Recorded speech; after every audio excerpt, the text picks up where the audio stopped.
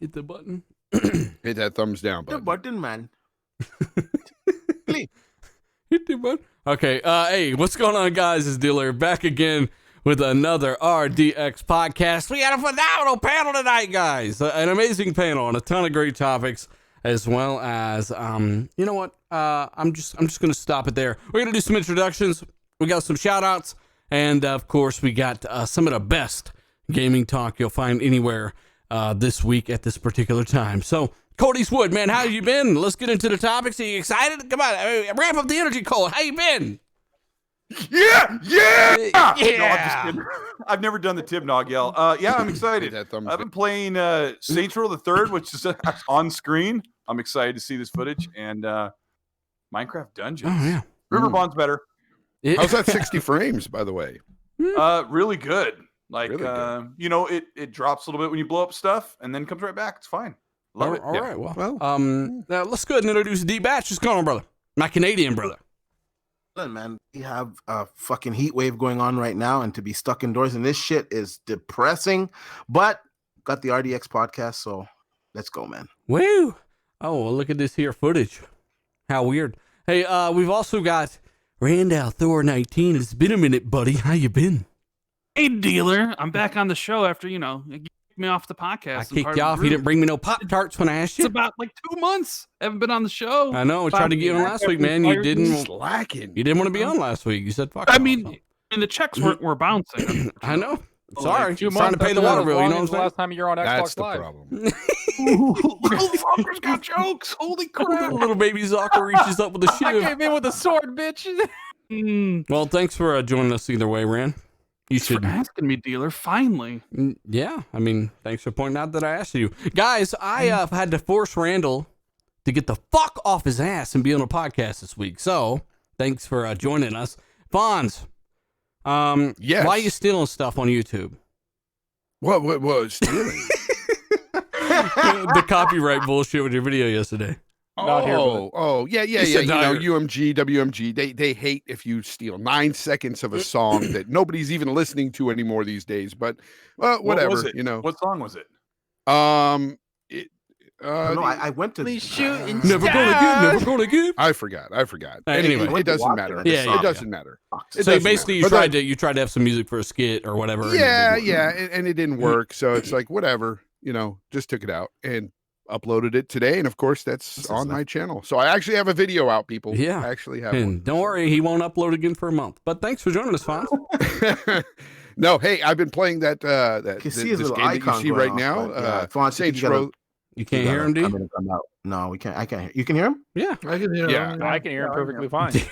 But yes, I've been playing Gotta log in Saints and Row out the then. Third, just like Colt here, and Yeah, I'm well. telling you, the 60 frames in this game, well, it's uncapped, and it's really good. It's not perfect because of these Jaguar cores, of course, but hey, Yeah. it's good, it's solid, and to me, this is just one of those things where I feel that next gen we need more 60 frames. But I talk a lot about that in my video today, so go check that out. Paxis. We've also got Zalker87. How you been, buddy? Doing pretty good, man. Excited for these topics. Excited that Rand's here. Everybody loves Rand. And I'm not on the floor. Look at this. Look, everybody look at the chat. Look, I'm not on the floor. I'm Get still about 3 more people to join the podcast so Zucker is not on the screen. Well, we can try. Tim Dog, how you been, buddy? XCloud Tim Dog. Good. Happy to be here. Another week. We're getting close to the floodgates opening on information. Woo. So just ready to go. Just ready to hear what we got. Good topics Hell yeah. today. And ready to go. Ready to go. All right. That right. was really half done. But Well, whatever. hey, Tim Dog's warming up. You just get started. Also, I got to give some shout outs to the patrons. Updated the list this month and the scroll thingy, of course. So I want to give a shout out to Snake Eyes. What's going on, buddy? Assassin Lupa. We also got Alligamer 4. Frost did that shit. Tony Stark, RDX. KY Bob, Foreign Object. We've also got, this is a weird one, Gabqueast. I hope I said that right.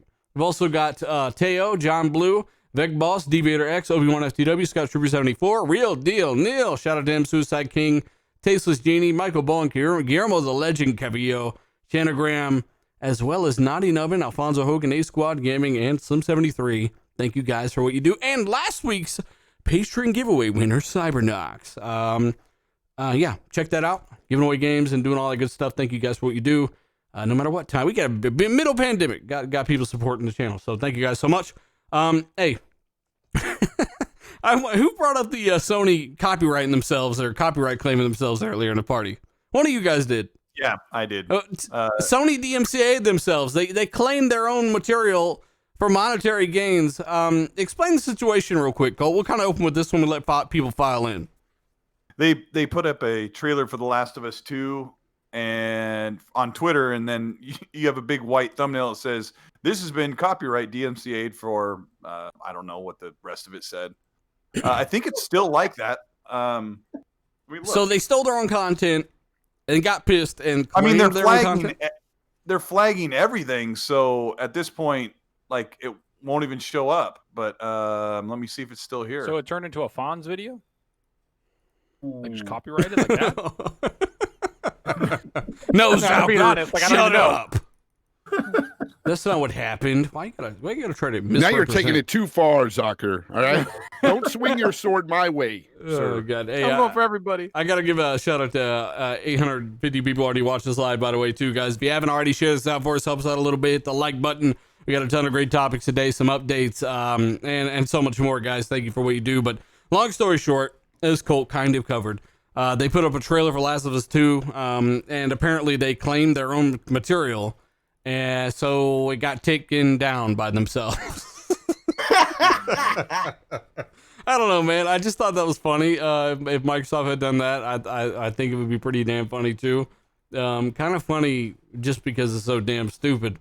By the way, Xbox and PS5, they're not actually groundbreaking like the Switch was, according to Platinum Games studio head there. Cole, I know you're pretty passionate about this. What are your thoughts, especially considering the massive leap in SSD, CPU, GPU, ray tracing, all the stuff that's happening, and the Switch is more groundbreaking? What is more groundbreaking? The motion controlled handheld controllers that you can pop off, or that it's portable? Like that's it.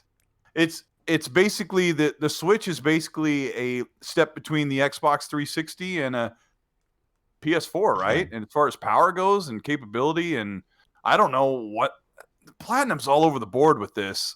They said the next generation consoles weren't. They're constantly downplaying the new systems for some reason. Well, I mean, that's where they're going to make most of their money is on a Switch and a PlayStation or Xbox when they make their games. I don't know why they would say that.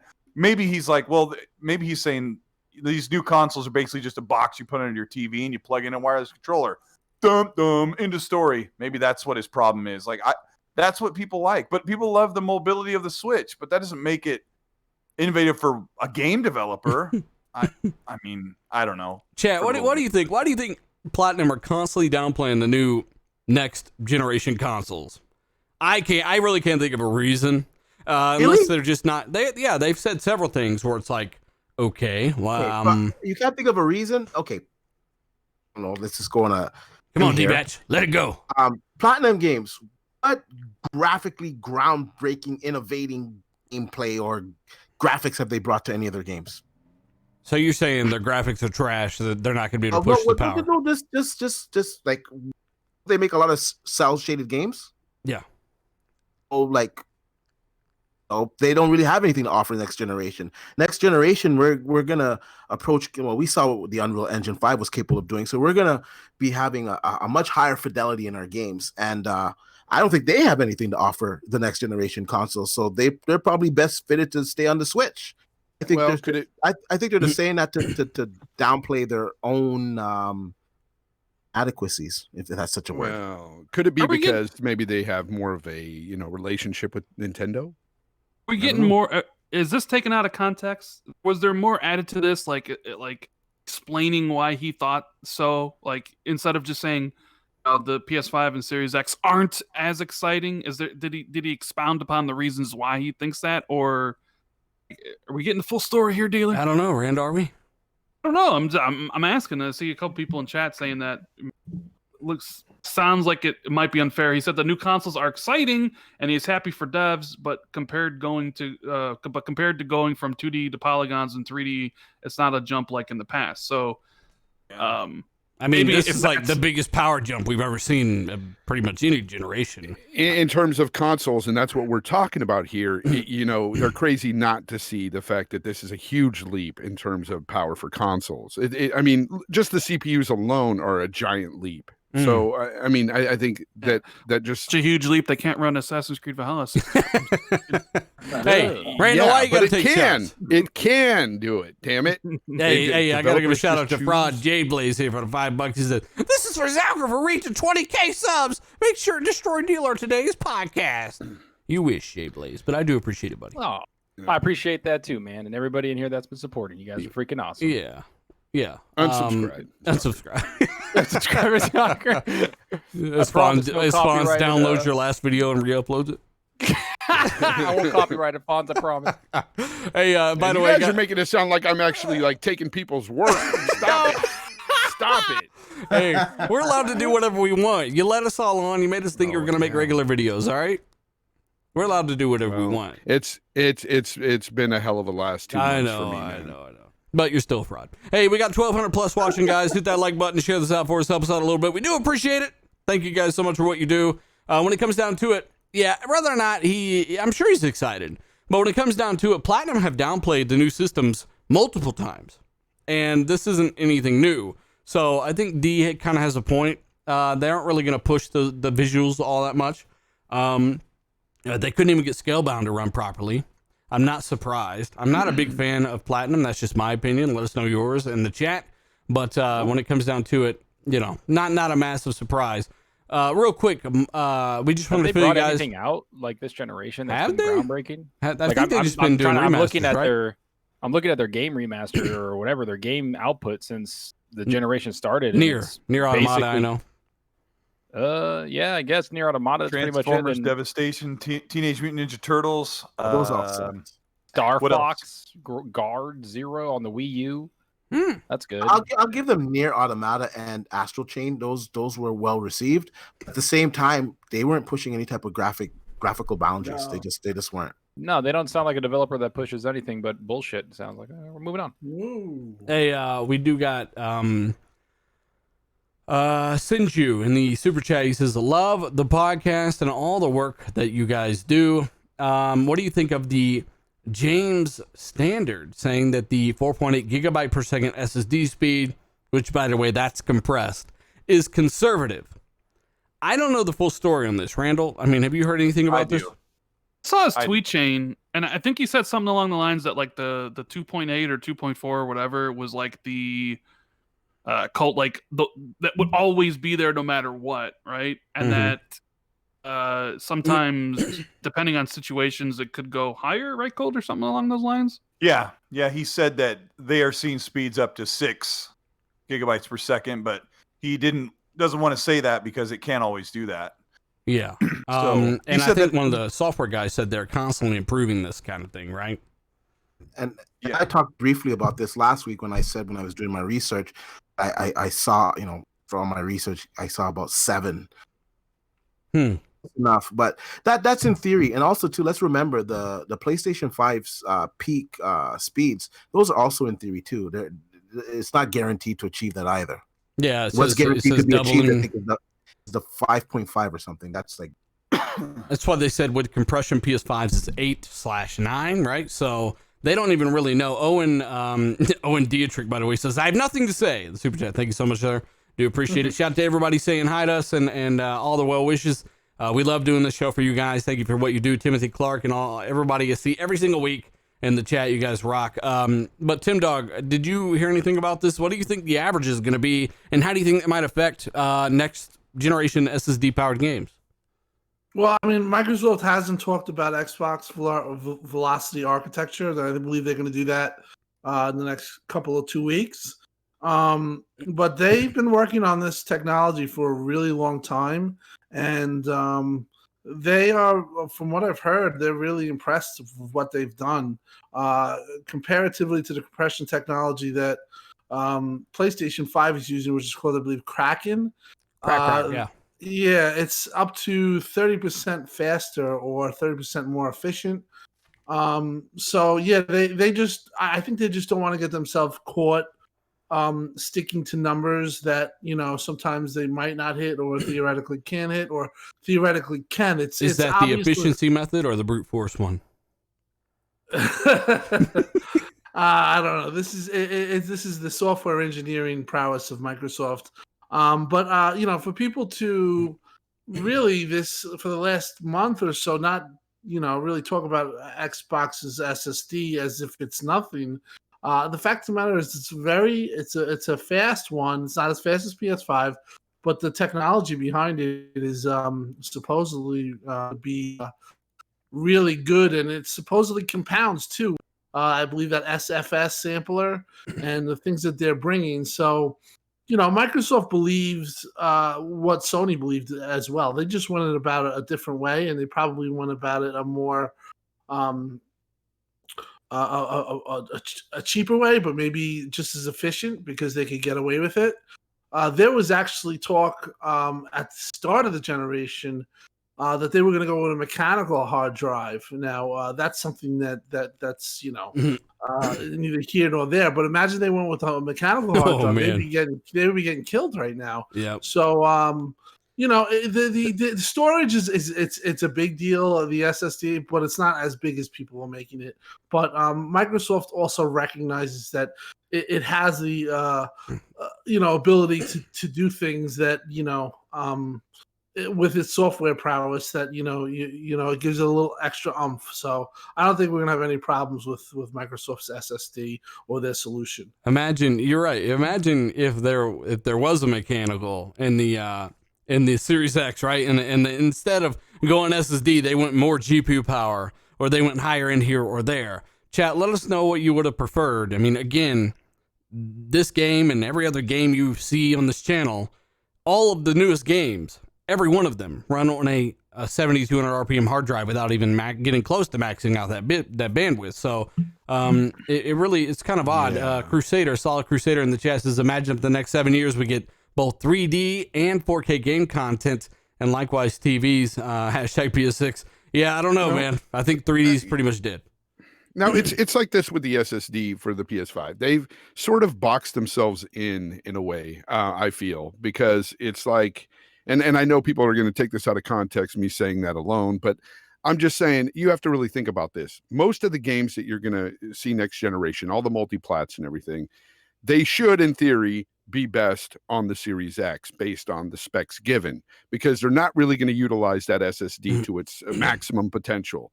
So they've sort of boxed themselves in that the only time they're going to really push that SSD is with their first party games. Yeah. And, if they're not on PC. Yeah, it's one of those things where it's like, okay, that's great. That's fantastic. I can't wait to see what they do with it, right? But hang on, Fonz, can't they with Valhalla say, you know what, we can completely change game design just for this version? No, of course they can't. It's not going to happen, because if they do that, it totally compromises every other system, including every PC out there, right? Pretty much. So they can't do that. So they've sort of boxed themselves in here. Didn't Linus Tech Tips run a test to where they were running a fast SSD like this, and then a SATA one, and then a regular hard drive, and no one could tell the difference, and there was no performance difference? The thing is, both consoles have a very capable SSD drive. Beyond capable. The Series X SSD is great. It's fine. It's going to do awesome with these games as well. People seem to neglect that, to overlook that, because of how much faster the SSD is in the PS5. But again, that's moot, because at the end of the day, you can't really use it outside of first party. And, that's going to be great. But you have to ask yourselves this: what do you play most throughout the year? Multi-plats. I mean, that's what most of us play. And sure, you're going to get 1 or 2 games, maybe even 3 a year out of that console that's going to utilize that SSD. And, at the end of the day, I personally feel that they should have went with a more traditional route. But okay, they did what they did. It's still a great console. Let me read Frost did that shit. Super chases. Shout out to everyone on the panel. Tim, good luck on your diet. Of course, Randall, what's this thing with the Series X release date rumor? We're going to get to that, actually. Also, Nano Polymath, shout out to him. Big supporter. He says, number one Xbox and gaming community podcast. That's an opinion, but I'm glad it's yours. I always say it because everyone's different. In the world, RDL, that's a big claim. The only podcast where we get to leave our problems behind. You know, we try to focus on the gaming side. We definitely don't want to focus on the drama or the bullshit. Gaming's about escape and having a good time. He says, come together, chill, chat, and have fun. All of the love in the world. Thank you. Thank you so much, man. I do appreciate it. So, again, Fonz, well said on the hard drive side of things. Oh, let me ask you something, though. Let me expand upon this. What if the Series X would have done exactly the same thing as the PlayStation 5? What would that have done to the industry for the PC gamers and stuff? Well, I mean, what do you think that developers that put their games on PC would have had to make a choice that they would have never made and said, hey, anything under 5 gigs per second SSD speed, our game isn't going to that. And Ubisoft, no one's doing that. None of these big AAAs are doing that because the consoles make AAA gaming more accessible for every platform because those AAA games sell so well on the consoles. So they're not going to then abandon the PC market or whatever else, right? And that that is exactly why I say that they've sort of just boxed themselves in here. Sony shouldn't. I mean, they should have went the more traditional route. I mean, at the end of the day, developers can be out there just going gaga over this SSD drive and telling you that it's going to change things and it's going to make you everything. It's going to make all your wildest dreams come true. But at the end of the day, it's only for them. It's going to pay your mortgage. It's only for Sony. It's only for their first party. Yes, things will change there, but until everybody's up to that speed, it's not going to change anything. Let me jump in there for a second. So we're talking about Assassin's Creed Valhalla being 30 frames per second. We're talking about other developers like the Ascent, or people that are making Scorn. They've talked about working exclusively on the Xbox Series X. People, you got to understand that to transition to a new console is a big task for developers. They task a lot of people to do it. It takes a lot of time. And that's why you see better looking games as the generation goes on, 4 or 5 years into the generation of a console.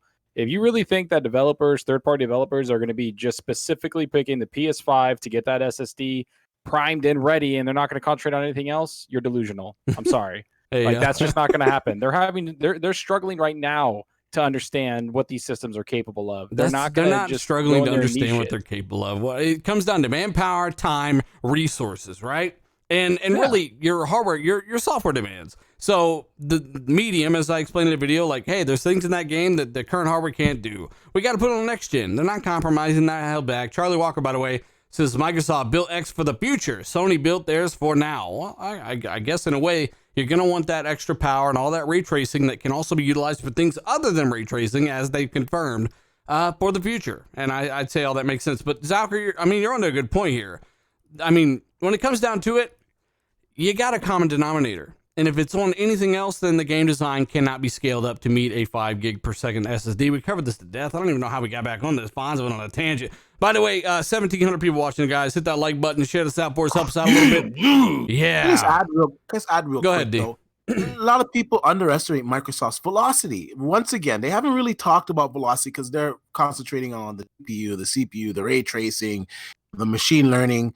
They're going to get into all these other tidbits later. But when velocity is shown, you're going to see that although I think in the end, the PlayStation 5 will have that extra advantage on the SSD for the like we said, their first party games. I think Microsoft's first party games will be really close to achieving the same type of, extra streaming speeds that the PlayStation 5 has. So in the end, honest to tell you, you're going to notice very small differences, whereas the CPU and the GPU and the ray tracing and the machine learning, the PlayStation 5 isn't even confirmed machine learning. All these things you're going to notice on the Xbox Series X. Yeah, Sony hasn't officially come out and said BRS either. That primitive shader feature we covered before is different, as confirmed by Digital Foundry. D, what is we know, and we've been talking about this, as you said last show, I've been talking about this 100 gigs of in-game assets for a long time, and how they'll be able to use the compression block on the SSD to use actual in-game assets, up to 100 gigabytes of in-game assets along with the SSD or along with the RAM, right? So you're not really limited to 13.5 to games. You have 100 gigabytes of in-game assets that are ready to be shot in faster than ever before. With Kraken, or Crack Rock as we'll call it, how many assets can you stick in that? I haven't heard anything about that yet.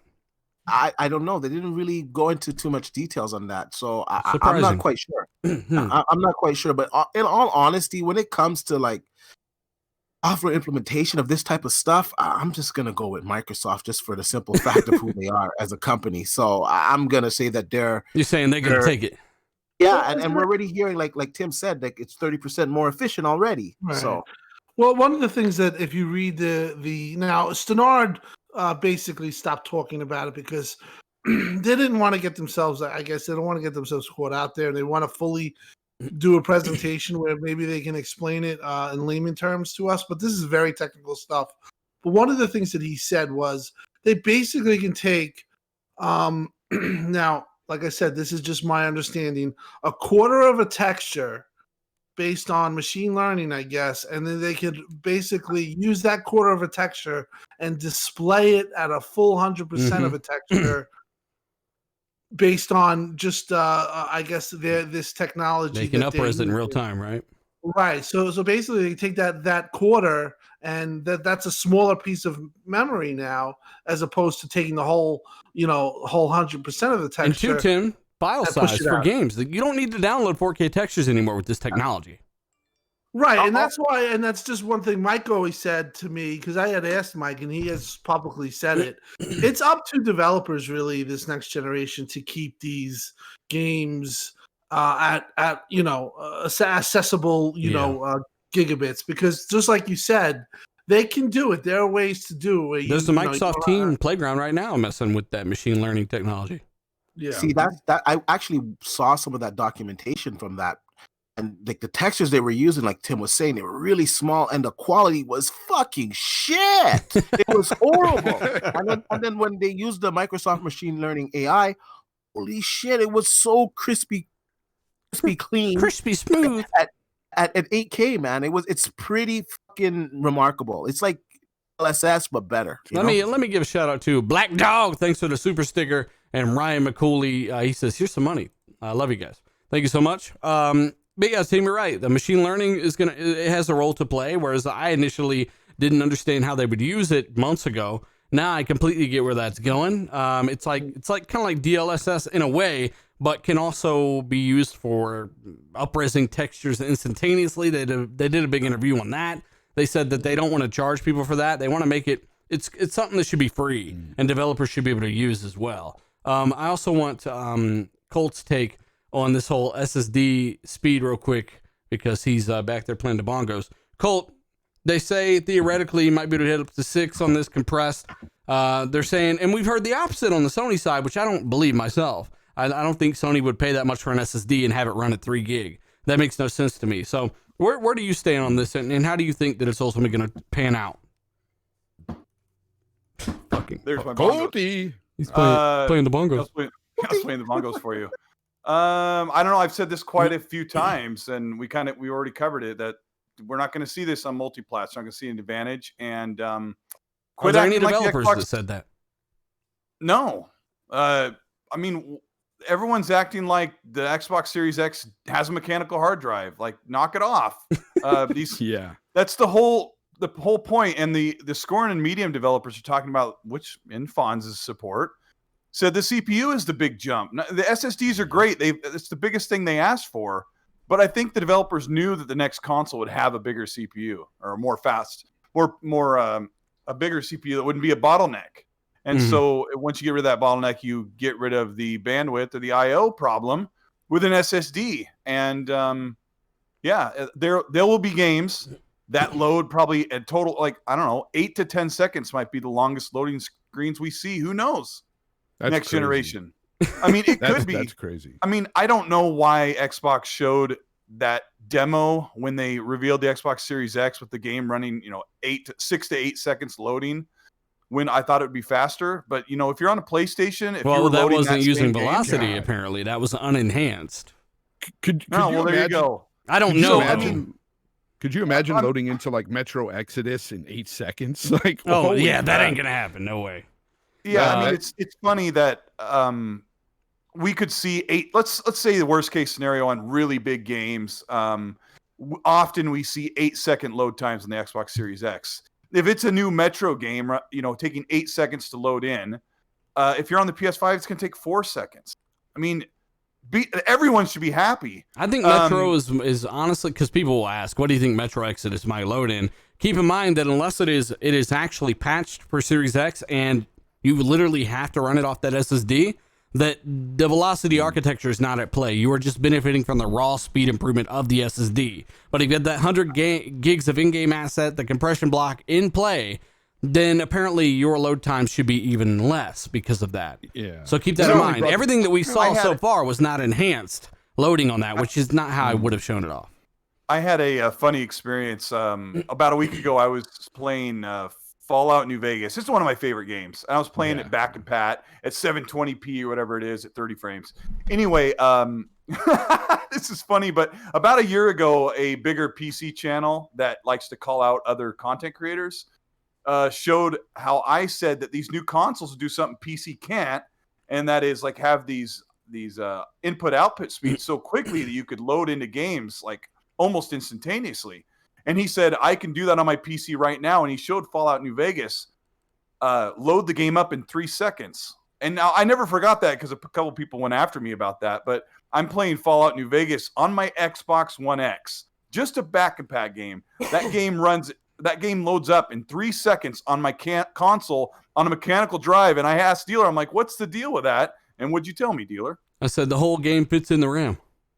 And so this PC guy was running his $1,800 or $2,000 PC with an SSD M.2 drive that he paid like $200 or $300 for, or however, whatever size it was. And he was trying to prove to me that he can run Fallout New Vegas in 3 seconds. And the stinking console for $500 was already doing that because he was using a 10-year-old game. And that's what I said back when I saw that stupid cringy video. Is that New Vegas is so small that it fits in the RAM of the graphics card he's using. You don't even need to, you know what I'm saying? Xbox One X has 9 gigs for games. The whole game's like 7 gigs. Hey, you know what? Something else I want to bring up, and I don't know if you'll agree with me at this. They were talking about with the SSDs, you don't have redundant information. Like in Spider-Man, they have to place the mailbox that is duplicated throughout the city several times somewhere on the mechanical hard drive, depending on where it's allocated when you install the game. With an SSD, you only have to have one instance of the mailbox in the city for Spider-Man, and it just recalls it in the flash. Let me explain that. So basically, what he's saying is that you need where the mailbox information is actually cached on the drive. That's what you're talking about, right? Yeah. So it's so quick that he's saying that you wouldn't have to pull it from the information because of the velocity architecture. It's kind of always there. Is that what you're saying? Yeah. Well, like when you have a mechanical hard drive, you look at the cylindrical array of where data is stored when you install the game, and so you may have the mailbox over here, and the mailbox will be over here on this side of the disk, on this track, around this circular data set. They have to have multiple copies of it as it runs in. And they're explaining with solid state, you could basically, I don't know if it's this simple, but you have one mailbox and it just recalls it from flash memory instead of searching around and into the track. So we know what it looks like. It looks like a puzzle piece, a circular puzzle piece as data is stored. And that's the restriction that developers have to deal with when they build a game. They have to worry about when we build stuff in the open world, where is it going to sit on the mechanical drive so that the game can know to go grab it and then get it as quickly as possible. That's why we have pop-in and texture pop-in or item pop-in. So there's so much input out IO speed there that they just have one and they can fetch it and throw it away anytime they need it. It's so quick. Right, and that doesn't mean that the game, like the mailbox will look better because it's on a solid state drive. Just means that you're less pop in and all that stuff is going to be which is important because you could be moving around quicker and stuff.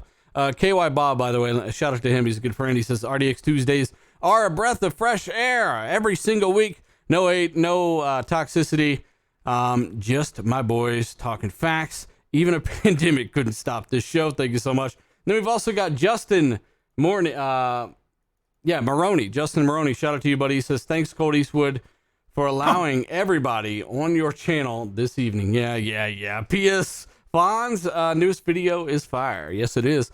Also, we've got another one from Stodgy Seizure. He says, Don't forget VRS mesh shading, and of course sampler feedback, texture. Yeah, that's a good one there. And GPU cooling as well is a big part of DirectX Ultimate and the new architectures for RDNA 2.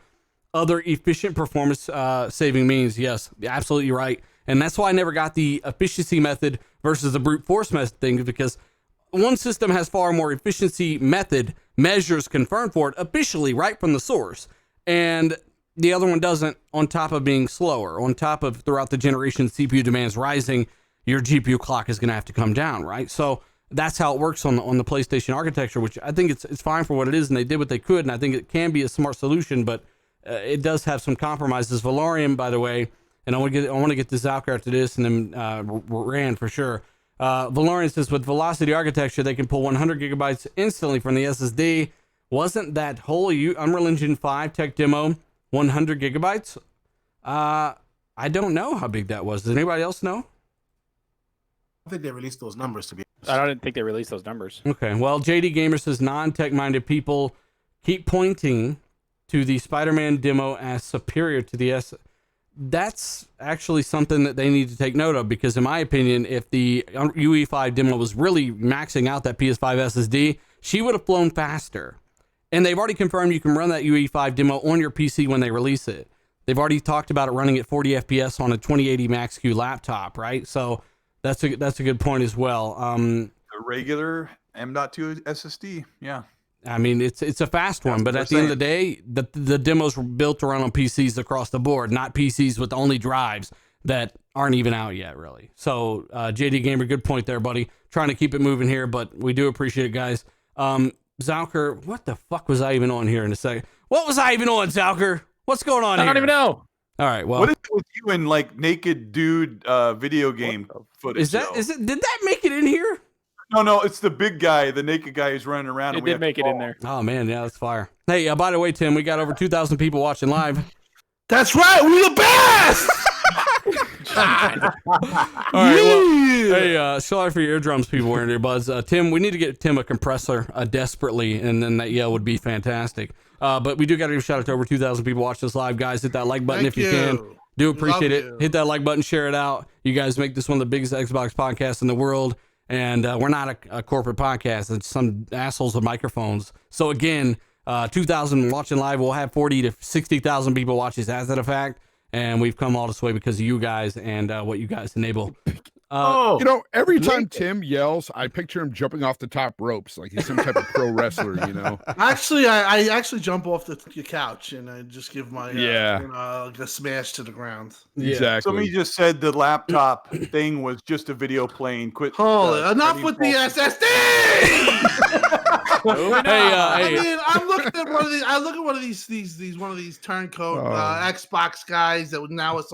I'm looking at the page. It's 7 SSD articles on it. I mean, it's ridiculous. And two, they're not focusing on what NVIDIA China actually said. This is how stupid these people are. So we're taking into account what they said, which is what they confirmed 40 FPS on a 2080 Max-Q. We're not talking about the video was on a laptop screen, genius. All right? I'm not watching it on my OLED to say, it's running on my OLED. That's not how it works. All right? So Jeremiah, by the way, he says, we're about to see the Clash of Titans in the gaming world. If Xbox doesn't land the July event, they absolutely need to, Jeremiah. That's very important for us to remain vigilant and critical on that. I won't have the words. Fortunately, knowing Phil Spencer listens to the RDX, it gives me... Oh, you're right. Phil did give us a shout out on Twitter. So, again, we already knew Phil watched the show. He watches the videos. But he did say that on Twitter, and we got to give a shout out to Phil Spencer. He actually signed an Xbox Series 1X for us months and months ago. A fan of the show had him sign that, and he talked to him about all that show. So... what were you saying? Somebody whispered something? I was saying how it was funny the night before the deep dive. You said, I said, what do you think is going to happen when they say the specs? And you said, well, expect Sony to tout something as their big advantage over the Xbox, because you said, we already know it's more powerful than the PS5. And I'm like what? You go, I don't know, but they're going to do the SSD. We expected the SSD to be quicker. And to all the DMs from people from Reset Era and everyone that kept doubting, Tim can speak from experience. How many DMs did we get? Are you sure it's more powerful? Tommy Fisher, whoever the fuck that guy is saying that it's not. And I'm like, I don't know what the fuck Tommy is. I hate that name. Not Tommy, but Tommy Fisher. I gotta say, I don't like it. And it turned out that guy was lying his ass off the whole time. And more likely, he did exactly what we said he was doing, which was reporting on an earlier GCN-based development kit. And we knew for a fact PS5 wasn't faster. So again, it's one of those things where it's the 9.2 chip, clocked 10% higher, 10.2 teraflops. It can go down as low as 9.2 according to some stuff that's out there. So, I mean, when it comes down to it, Randall, Zalker, I don't remember what topic we were on. We kind of got distracted, but if you want to jump the fuck in, feel free. I mean, 40 Randall, minutes for SSD talk?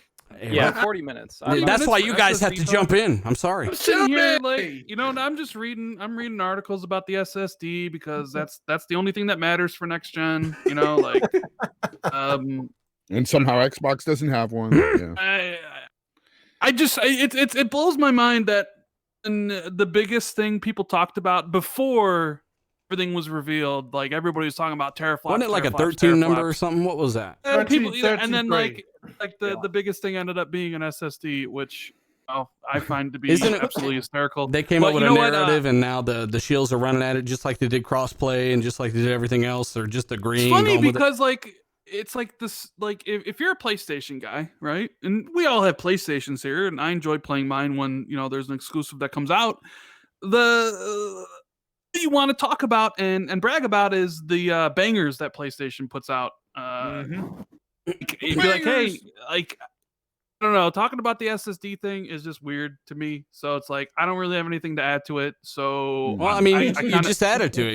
You're pointing out how before it was all about power. Now that Sony are using the marketing there as we expected them to, they're talking about the SSD, not understanding that there's the lowest common denominator for every game that's coming out. They're going to play 2K, Grand Theft Auto. All the stuff's going to run on PC on mechanical hard drives and the Xbox Series X. Well, here's the other thing. What's going to happen when like Sony's PS5 games all eventually go to PC after a year or two?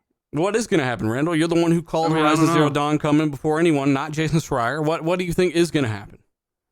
I think all of Sony's games will go to PC eventually. Not day and date. I don't think Sony will touch day and date. Now you're at all, huh? But what about those SSD games? Utilize wait, it to its.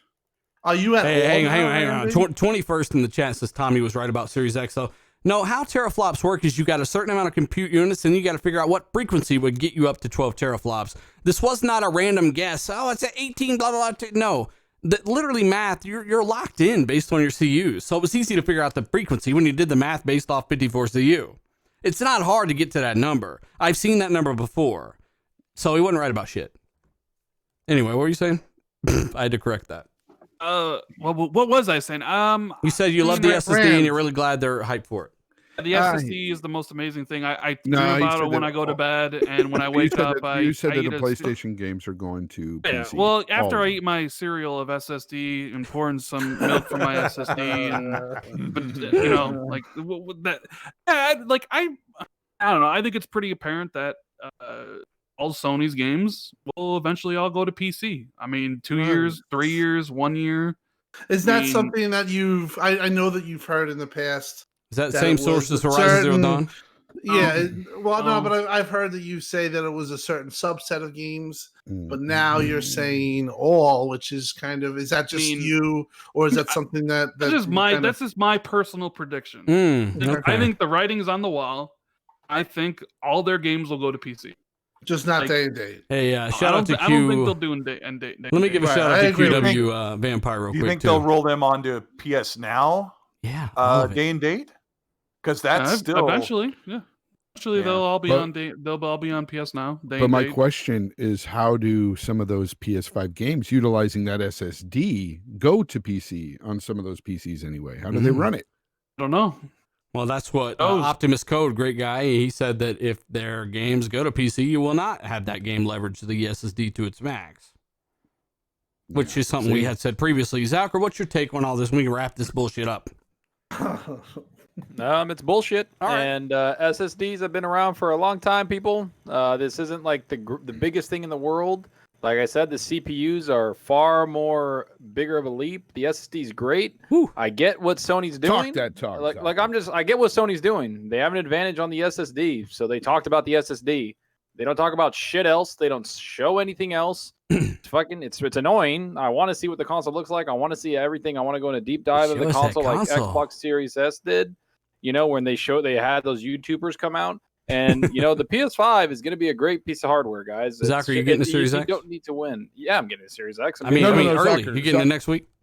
Oh, I'm getting it next month, according to a video by Randall Thor. And you know, I'm just, you know, Rand, I love you. I don't know, man. The whole SSD thing, it's overblown. And to be honest with you, a lot of the people that are talking about this are the same people that are saying that Game Pass users, because it's 10 million by $1. People are on there for $1. It's all these people that don't deserve attention. They don't know what the fuck they're talking about, and it doesn't matter. So the SSD is going to be great on both consoles, and that's what matters. Well, you do videos. Take a shot of whiskey every time someone says SSD. SSD. Yeah. Hey, so Zalker, you do videos. Ronnie Savage says a lot of people I know are choosing the PS5 over the Series X. I guess they don't really care about the power. Is that something you see in comments? I mean, I see a lot of people saying they're getting the Series. I see PlayStation guys saying that they're considering Xbox for the first time. I've had friends, like personal friends, that are basically asking which one is more powerful for the graphics, and I'm like, well, the SSD, and I brought up the SSD. They're like, I've had an SSD on my PC for fucking 9 years. Why do I care? Like, it's literally what they had. KY Bob has a fantastic point. He says the storage device is literally always the slowest device in the console.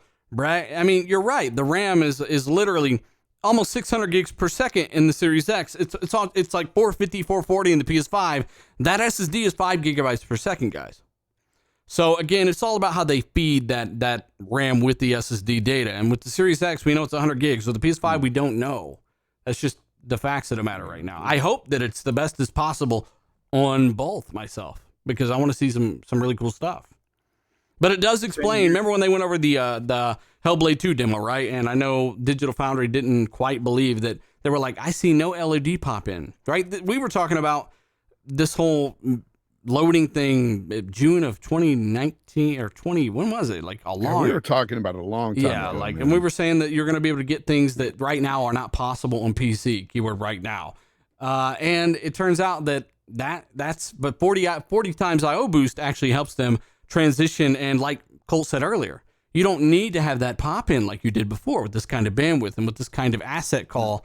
You don't need to. And with the velocity architecture, which is a lot more than what people thought. We thought they would use the SSD and hook it into the graphics chip somehow, and that's how they would actually speed up those load times. But SSD, let's get over it already. Take a drink, guys. Take a drink. Forward is CPUs. Forget everything else, guys. Seriously, 6 years ago we were playing our games off of a DVD. So I mean, come on, let the thing advance.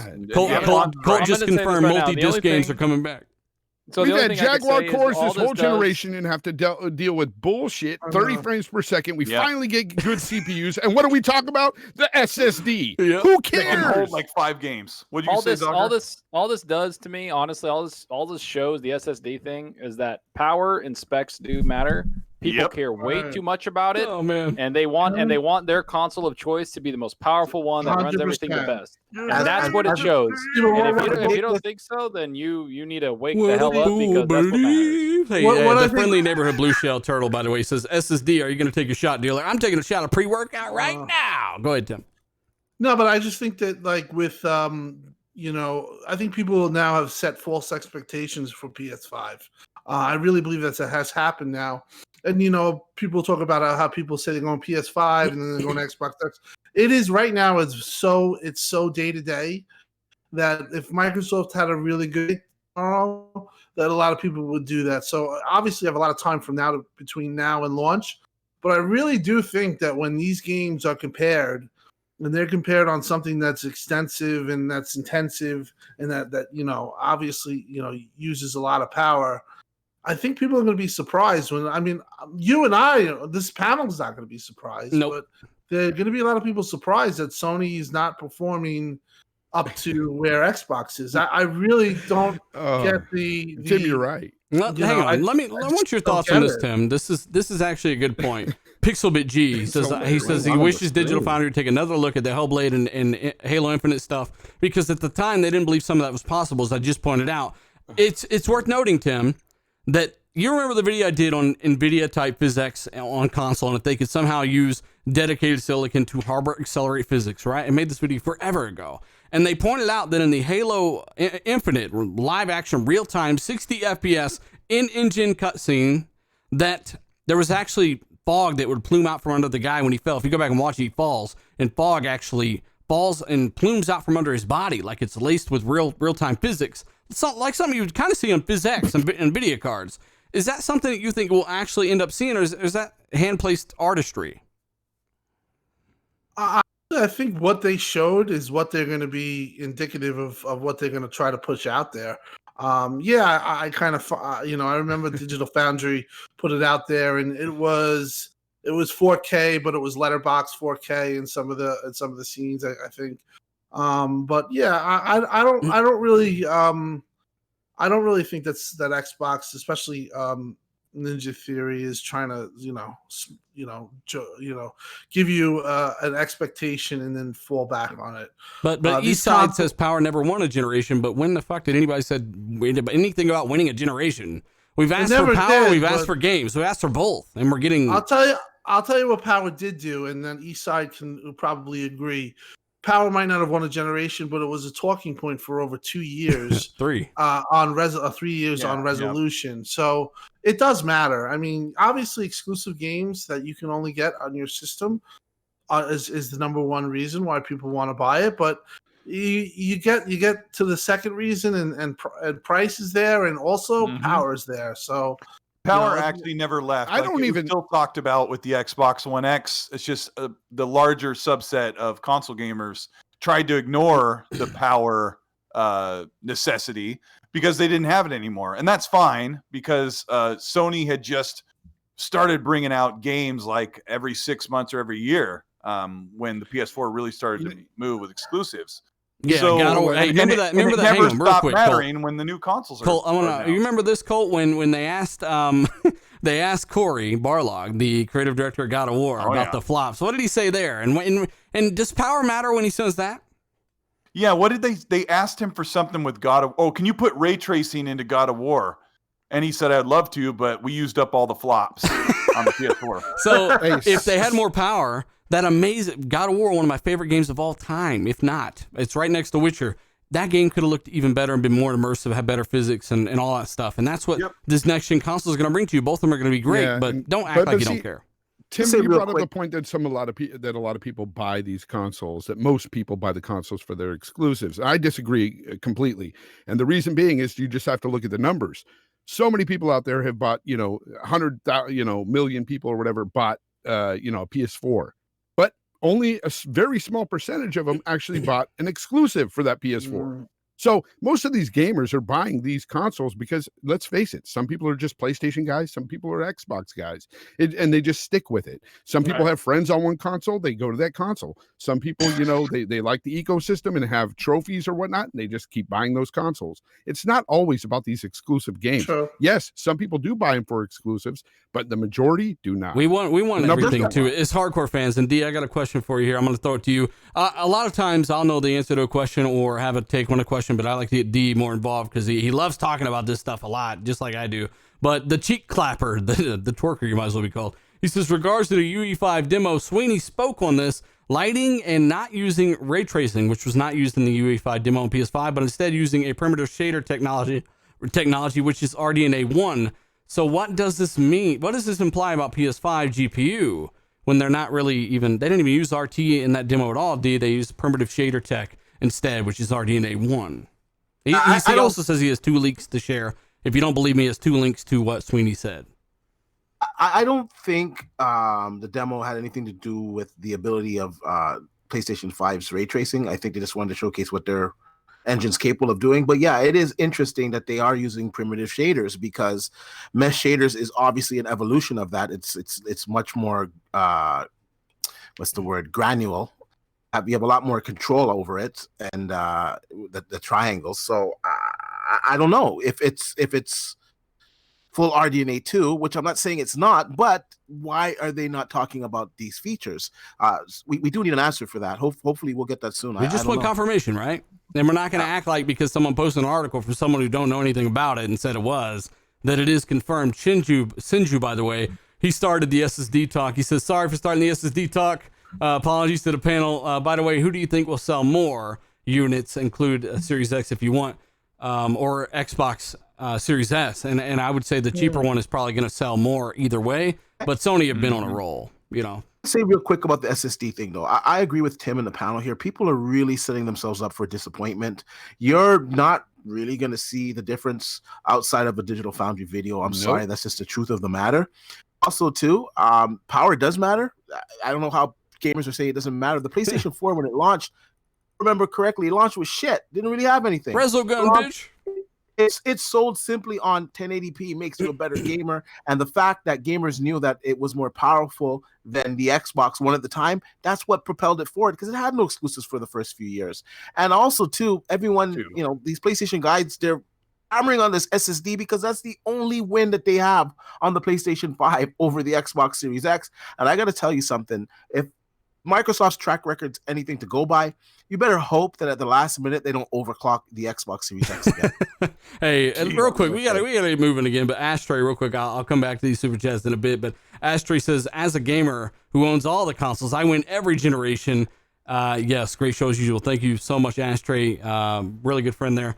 But you're right. We all are getting all the consoles. Shout out to all the channel members, by the way. All you guys rock.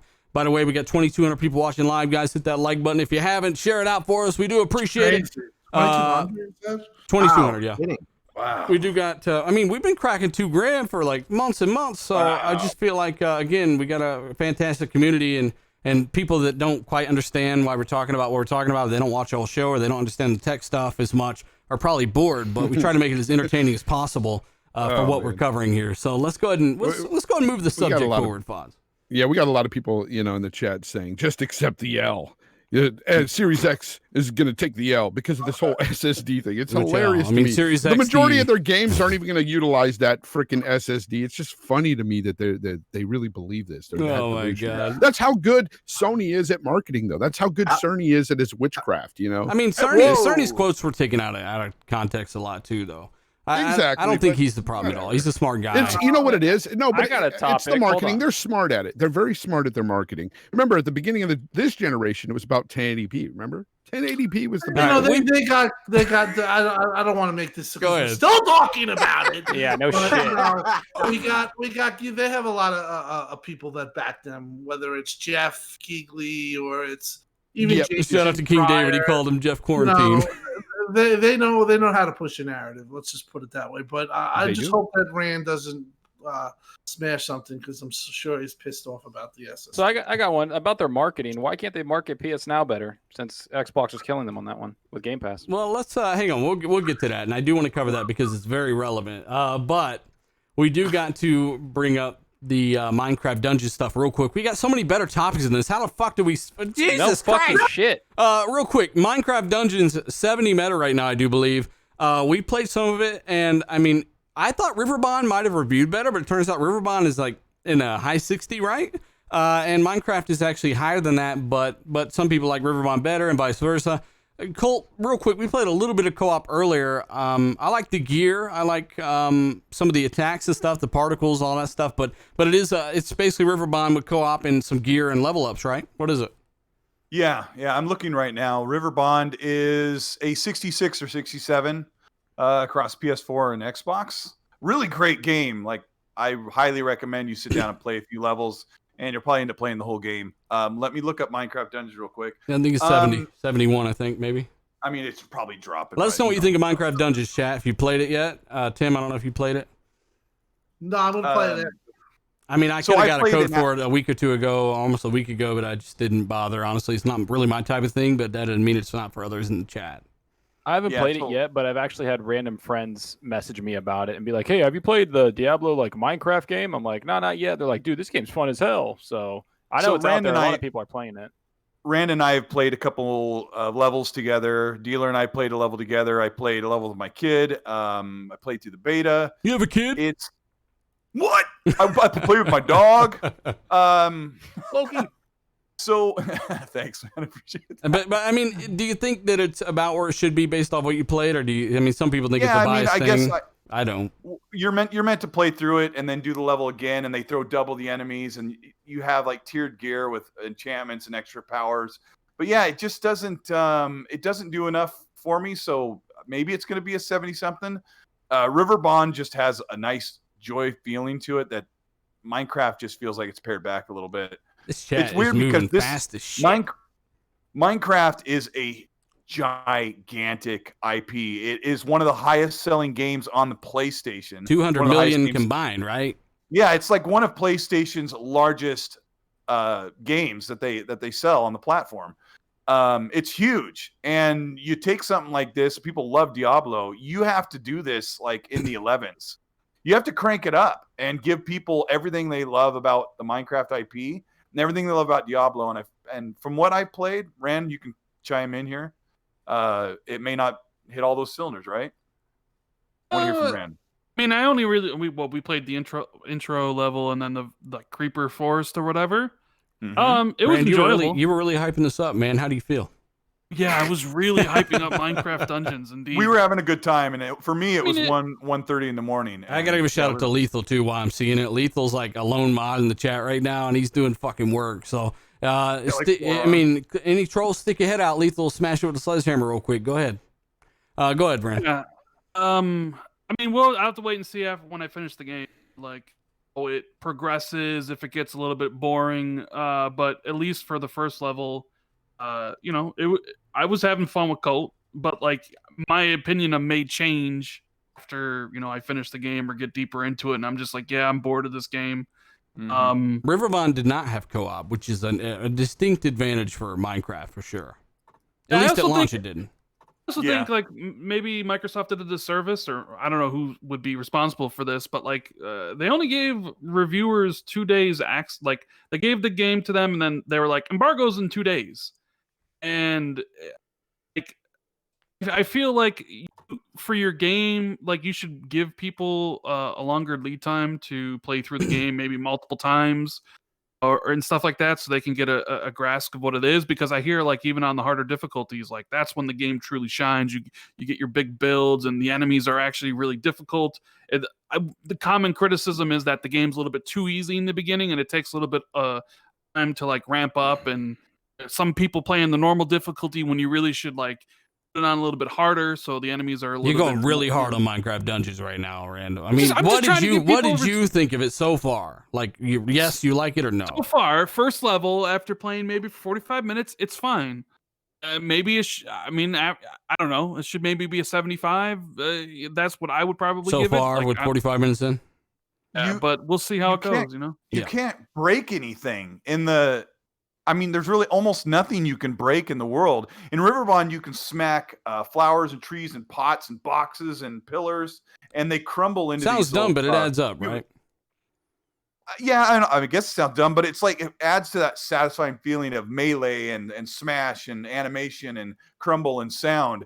And then you get into Minecraft and you can't break hardly anything. I'm like, this is so weird. Like, it would be great if you had to carve parts out to get through. But what does it do better though? I mean, it does gear. It does co-op. It does co-op. You have gear. You sort of have gear pickups that are. I'd rather have that than smashable boxes, but I'd rather have both. Honestly, I wonder why they didn't at least add some destructible elements, kind of like the real Minecraft game. I went up to a tree and tried to cut it down because that's what I'm used to in Minecraft, right? Mm-hmm. And I couldn't do it.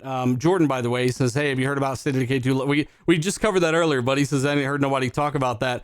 Spider-Man was a fast travel, or a State of Decay was an actual from the menu load in that was not actually using velocity architecture either. The 100 gigs of in-game assets, none of that was actually used. It's not patched, so it was just running off of that raw SSD. It'd be interesting to see how State of Decay 2 did on an actual patched drive as well. Zalker, have you tried Minecraft Dungeons real quick before we kick it off and move on? No, I haven't tried it yet. I have it pre-downloaded on my Xbox Series X or my Xbox One X, and I'm gonna be playing it this week. I gotta go. You have it already? Did it release? I gotta go. I said I gotta go.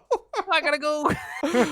You know what I like? You know what I like? Dealers like, okay, we're wrapping up right Minecraft Dungeons. Talk about the game 4 minutes. That's this is unacceptable. Talk about the SSD for an hour. That's perfect. Hey man, there was more passion in the SSD. Okay, it's all about the chemistry here. Randall. Hey, Edward King, by the way, he says interesting with the Unreal 5 demo on the PS5. The PS studios don't really use it, but however, Ninja Theory and Coalition and Rare and all these guys are using it. Yeah, I mean, you got a good point there. I will say Days Gone, they do use Unreal 5. I don't know of any others. Does anyone know of any other studios on PlayStation that uses Unreal at all? I don't think any of them do. I mean, Days Gone with Ben is Studios Gone use did, Unreal? Yeah. Yeah. Uncharted has their Naughty Dog uses their own. Unreal doesn't advertise that game using their engine at all. Gorilla uses what's that? Decima engine. Naughty Dog used the Naughty Dog engine. I don't know what that thing's called, but it's amazing. I don't really think a lot of them. A lot of the Sony studios use their own proprietary engines. Mm-hmm. Yeah, and Microsoft got Slipspace, and we just covered this last week. They got Slipspace and Forza Tech, and you know, I don't know. It's easier to mention which studios that Xbox have don't use Unreal Engine than the ones that actually do. But you know, hey, we saw the hype for UE5, and really little did they know that they're really hyped for a lot of the Xbox engines, then, huh? Yeah, I mean, according to PlayStation fans, Unreal Engine 5 was exclusive to PlayStation. What are you trying to say, Randall? A lot of people buying the marketing hype. That's all I'm gonna say. Hey, speaking of marketing, JD Gamer says Sony is amazing at marketing. From anything from the 1080p thing to the SSD thing. I mean, I thought it was very intelligent how they said, here's how you show your games. I knew Microsoft was taking a hard L when I saw that. Those guys are very in key with their marketing. They know what they're doing. We've always praised Sony and their marketing and their first party. And whether or not it's if you had a problem with Sony, smoke and mirrors is what people say. But I mean, again, I pointed out Halo 5 last show. That was one of the biggest misadvertising campaigns I've ever seen. And it got me hyped, but the game was a letdown in terms of the single player because of that. So hopefully they both do better and deliver on what they're promising here. Hellblade, I do believe Hellblade was a genuine glimpse at a 30 FPS version of that game, though you'll have a 60 FPS mode. But Dungeons, looking good, guys. By the way, In Exile using Unreal Engine 5 as well. They confirmed that for their AAA, quote-unquote, first-person. Colt, you said they had job listings looking for first-person shooter experience for their new RPG, right? The big one. Yeah, which, I mean, I'm not interested in Wasteland 3 really at all. Don't like that sort of thing, and I won't really play it that much. But yeah, if they're looking for someone to lead with first-person combat, that could be cool.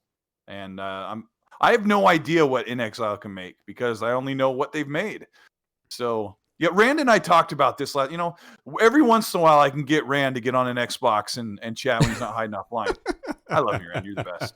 We were talking about the Xbox studios. Like, we kind of think, like, I really hope that Exile is going to make something really great. I really hope that Obsidian's next game will be really great. And that's kind of like the narrative that as we talk amongst ourselves about what are we going to see? Because we don't know, because there are all new teams being built up. Tim's been sharing on Twitter, like there are all these new hires. We haven't really seen what Xbox Game Studios can do. We just know that they are loaded with a pedigree of people that used to work for Sony and have worked for the big AAA multi-plat studios. So Tim, is it In Exile are up around 100 people right now on LinkedIn, right? Yeah, they when they got hired by Xbox, I believe they were at 70. And now they're at 99 on LinkedIn. From what I've heard through just people on the inside, that they get a God of War combat designer there now too. Yeah, they got some real good people, and they're getting a real big push. So it's like, if you have an idea in your Xbox Game Studios and you pitch it to Phil and you pitch it to Booty and they really like it, I think that they're definitely open to expanding. And I think that's what happened with In Exile. They wanted to grow a little and they wanted to go after a bigger game. And In Exile, basically, Brian Fargo pretty much, I guess, came to Xbox and said, let's do this. And since then, they've hired about 25 people with some notables. And they're, they got a lot of hype behind them right now. So, people who say that Xbox is just for double A's and they're building, right? They're building across all of them. I mean, Playground's ridiculous. Zach, I want to throw the next topic to you, buddy. Hang on one sec. But I mean, Tim, you're right. By the way, shout out to QW Vampire. He said dealer doesn't need Sony fans. The Xbox guys will support him. We've never, again, strayed or did, YouTube does nothing but reward us for making PlayStation videos, right? And that's just a fact. The videos do amazing. Even the like ratios aren't bad on them. And they do nothing but reward us for talking about PlayStation. But at the end of the day, we're Xbox fans. So we don't make PlayStation videos. Every now and then we'll make one because we can, find something interesting to talk about. But you guys do. You push the show, you push all that stuff. We do appreciate it, guys. Brian, by the way, this is Dealer and Colt trying to Austin Powers that tank. This is Saints Row the third remaster footage. Austin Powers. A remaster footage on the Xbox Series X, and you're only seeing it 1080p at a low bitrate stream, but the game actually looks really damn good. Digital Foundry were blown away by this remaster. It's an actual remake on a new engine, it looks like, right, Colt? We don't know if it's a new engine, but they tasked some other studio to help with the remaster, and they did a fantastic job. This could be the Saints Row 5 engine or something we're looking at. Yeah, I think it runs at 1800p 60 or something. I don't remember what the resolution is. I think it's 14. What they said.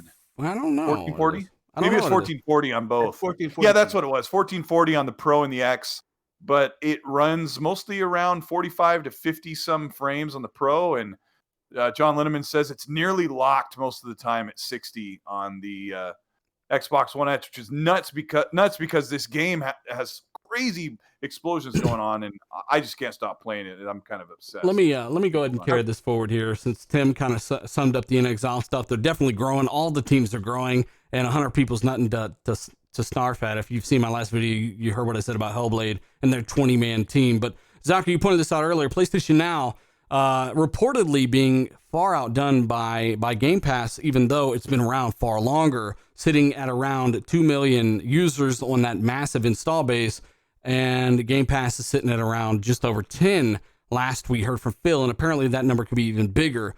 Is it Everyone's getting it for $1? Is it the introduction? Oh, stop it. Is it because remember, you can do PlayStation Now for absolutely free. You didn't even have to pay $1. So that same logic applies. Everyone buffs their numbers. It's the same logic everywhere. At the end of the day, PlayStation Now is cheaper. It's $60 for a year, not $120. They've got more games. There's just as many that you can download plus streaming. Zalker, is it the introduction of the way that PlayStation Now burst on the kind of scene with the negative reputation of that high latency streaming, and now people don't understand that you can download games at the same time? What is it that is holding that service back, do you think? Day and date? I think it being cheap for $1. No, I honestly, the day and date stuff is a huge reason why Xbox is ahead.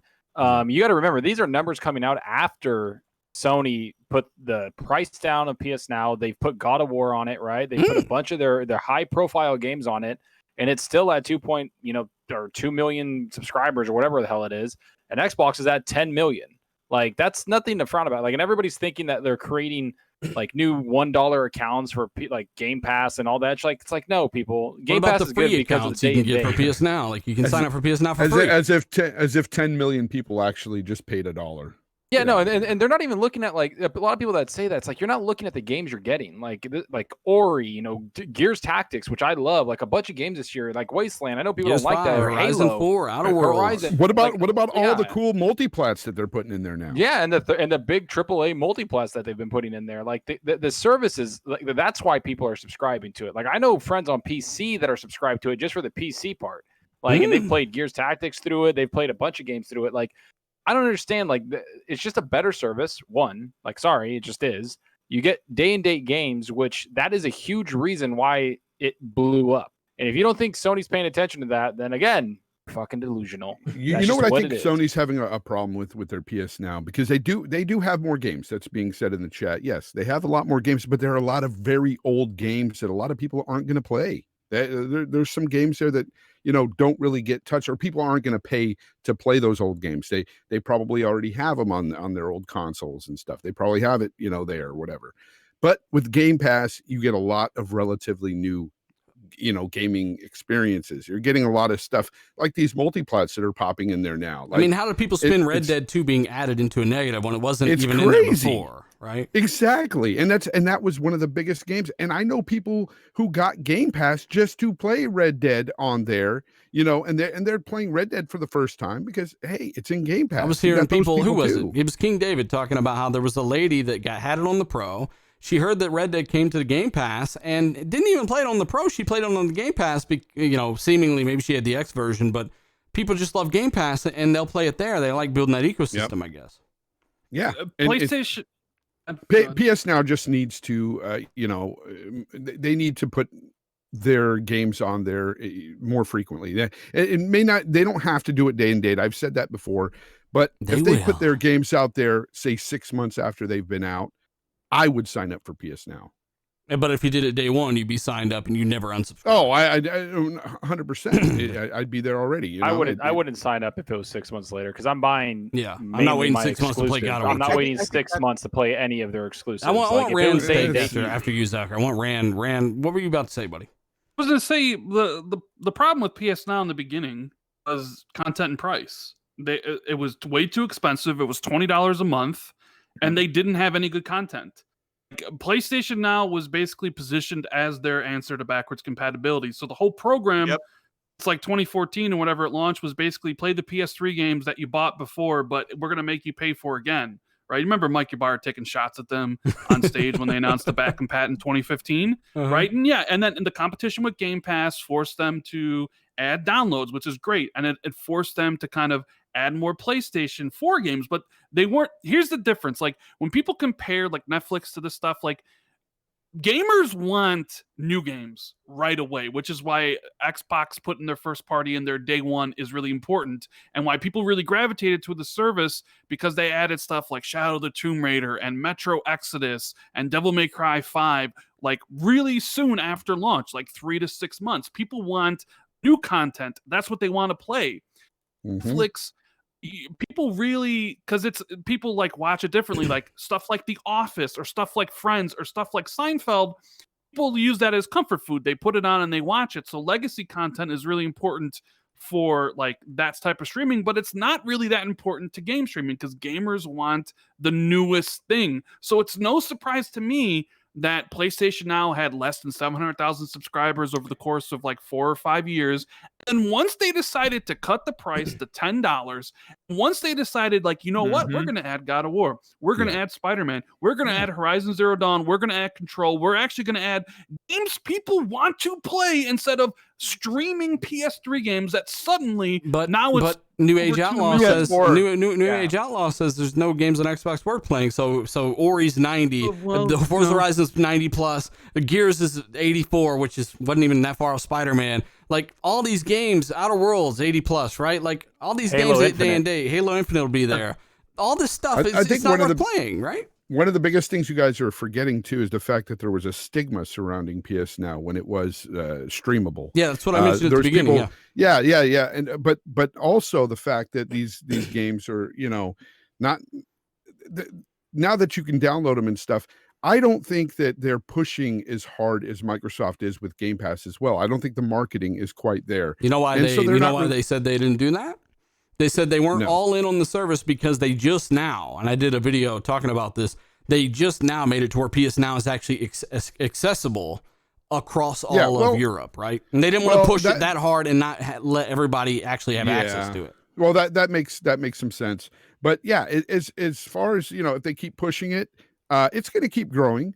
These types of services that, let's face it, that, you know, the Sony crowd likes to make fun of the Xbox crowd for, when they end up doing pretty much the same thing over there with the PS Now service, they are essentially right now, when that gets bigger and bigger, they're going to be touting it. They're going to be, this is going to be one of their big things like they're everything going to talk else, about. Yeah. Hold on. Yeah, it's ridiculous. But so at the go ahead. No, sorry. So one of the big things I remember when consoles launched was a lot of insiders or people like in the industry would say one of the biggest milestones was the first company to get to 10 million. That could be the same. Yeah, console sold. Yeah. The first company to get to 10 million is a huge milestone, and it's an indication of where they're going and who likes what. Right now, Game Pass is at 10 million subscribers. It's very big. And to be honest with you, a lot of people are like hating on like Netflix or anything like that, but you understand that like Disney Plus, all these streaming services are huge. Disney's putting $100 million in each of their freaking like original shows. Each one gets $100 million. So you're saying budget. Disney came out with a streaming service so they can lose money? Yeah, so they can lose money. And they even said, hey, this is not going to be profitable for 6 years. That's what Disney said, but they don't give a fuck. They're Neither investing a does lot more in Max. Microsoft, right? Yeah, they're investing a lot of money. And then when you look at Microsoft, they're investing a lot of money, people. They're buying studios. They're hiring a lot of people. They're buying like games like, you know, Red Dead 2 on there. Like, you know, they're cutting a fat check to freaking the people at Rockstar to put that game on there. That's the whole point. This whole streaming thing, it's not even streaming, right? This whole subscription thing for gaming is a lot bigger than people think. And I think Sony was, you know, early to the party, but they didn't do it right. And then now they're trying to understand how to do it right, just like Xbox has been doing it right. The numbers don't lie. They've been doing it right. Yep. That's just what it is. Day and date. Like the day all and that. date thing is going to be right around the corner for Sony, guys. Like it really is. Like it's just the writing's on the wall. Every company does day and date shit like on their streaming service, and if you don't, then your streaming service ain't worth shit. It ain't gonna compete. It's not. Hey, let me get a That's like shout out that's like to the Philly. Mandalorian releasing on TV, and then 8 months later on Disney Plus, people are like, "Fuck you! I ain't gonna watch that shit on there." I just started watching that. By the way. It's pretty damn good so far. Philly It's Eagle. damn good. Philly Eagle says fanboys are allergic to facts and research. Fanboys, PlayStation, and Xbox are like a cancer. No good for anyone. Sup RDX panel. Great show tonight. Thank you so much. You know, again, you saw us last week. I went pretty in on both sides on that because I've seen them all damage control certain things. And just because one guy doesn't demand actual gameplay and instead demands trailers and more bullshit, you know, that I said it a million times. We don't speak for everyone. We don't represent everybody. We just guys with microphones and you guys, you know, again, support a show. But we are going to be honest with you and say that we do want X, Y, and Z. That doesn't mean that we're not demanding it. We're saying, hey, do this. We think it would be better, and we want to hype things up. We don't want to have to talk negatively at all. That's just how it works. So thank you so much, Philly. We do appreciate it, brother. Ah, man. Tim Dog, do you think Game Pass is really, where do you think it's really at? They confirmed 10 million. We had hinted that they're going to be releasing these numbers months ago. They decided to wait like 2 more months to do it. But where do you think they're actually at? I'd say 12 million. They're at 12 million right now. And I think that they want to be over 15 million by Halo launch or at Halo launch with Halo. You know, it's like people on the panel saying, I think Rand talked about it, just the constant good games. You look at each month, Xbox is always getting a game, it seems like, whether it's Outer Worlds, whether it's Gears, whether it's Ori, Minecraft even. Right? No Man's Sky. Minecraft. You We're know, talking about first party. Yeah, No, but no, I'm just saying.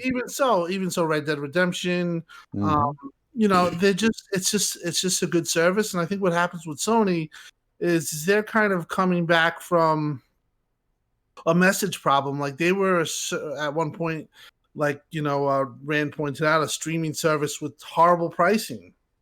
And now, you know, they're coming back and they're trying to, you know, emulate what Game Pass is, and they're making some ground up. It's just that if this is just a quality proposition, I think Game Pass just offers that quality and it far exceeds PSN now. Well, people say, well, they have more games. Well, Xbox also has backwards compatibility, which is completely free.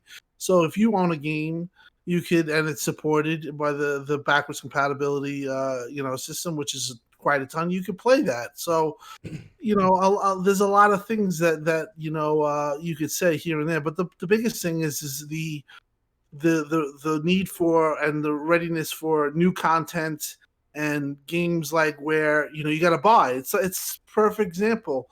My nephew comes to me and he goes, I want to play Sea of Thieves. And I said, hell yeah. You know, I said, well, I don't think it's like $40. And I said, well, what we could do is we could just buy a month of Game Pass. And there you go. Now you have that person on. And one of the things that I was told when this started in May or April of 2019, if you remember the 3 months for $1, Yeah. most of those people were retained. So the people who say the people are only converting for $1, and that's how much it is, that's not true. The fact is that they're gaining, just like me and Spotify. I signed up for Spotify with the ultimate rewards. Guess what? Now I get Spotify each month because I use it and I'm subscribed to it. Yeah. And now I'm a member. And that happens a lot, especially with, you know, parents who are buying their kids this stuff. It's usually just going to their credit card. They're not even looking at it. So Yep. the fact of the matter is that that's what a subscription model is. And yeah, they want to be you know, I would say this time next year, closing in on, you know, 20 million, and or at the end of the holiday, 2021, now if you think of 20 million, and let's just say 5 million is not even, we'll just do the dollar deal just for argument's sake, and you have 15 million of people paying full price. You know how much money that is coming into Xbox Game Studios that's going to be able to fund them. I was told by particular executive that a lot of the $1 sell-throughs, actually those guys didn't actually unsubscribe, and they sold a lot of copies of a certain game. Yeah, that's what he was saying. And I was told that directly. And by the way, speaking of Spotify, I have addressed this on Twitter. I get a billion DMs and people on Twitter asking if we're gonna put the show on iTunes. We could have did this years ago, right when we started. But honestly, it's gotten to the point now where so many requests. There's a lot involved in that, and it does take a good chunk of money as well. So I'm gonna put some money towards that and do this stuff on Spotify and iTunes. Again, it's just gonna take even more time. I'm kind of dealing again. I mean, what I've gone through personally is gonna take a minute for me to come back from. And it's going to take me a minute to really say, all right, Spotify, iTunes, we're going to do all that and put all this stuff on there and get all that stuff ready. But just know, and I'm saying this to let you guys know, that it is coming. I've addressed it before, but we'll do it again. All that stuff will be on Spotify eventually. And we do appreciate the support, guys, that you guys lend to us on that. Edward King, real quick, and then I'll throw it to Zalker. Xbox, success next gen, they need buy or create Japanese studios for Series X. Europe and Asia, push Game Pass and Xbox to Japan. Now, here's the thing, Edward. With xCloud, you don't necessarily need that because they're largely mobile. And I remember Fonz pointing this out at the perfect time that you could have a game that might not appeal in the States, but through the power of xCloud, they can bring that game to the States and not worry about how well it does because the install base no matter matters in Japan. You got every cell phone with an xCloud app on it. You can have that game being utilized like crazy. Mobile. He said they love mobile. Perfect chance to get Japanese market back. That's what he said. And they can do that. And so they're not so concerned about the console, though Phil did say they're definitely launching day and date in Japan. And let me read this one last one. I'll throw it to Zalker. Lindsay in the Super Chat says, is it possible for Xbox to bump on the GPU clock speed by release day? Also, do you think Series X will release before November? We'll get to that release in a second. Actually, we'll let Rand lead that one. And they did overclock the original Xbox One twice before release and after it was revealed. So I guess we'll see. I mean, do they need to, dealer? When you think about overclocking that GPU, from what you've seen? Phil said that. Well, for one, it's a ridiculous amount of power, and that's why we were so adamant about that reveal event for next gen gameplay to actually be some mind blowing stuff because it's a disservice to the box, and that's why we asked for better there.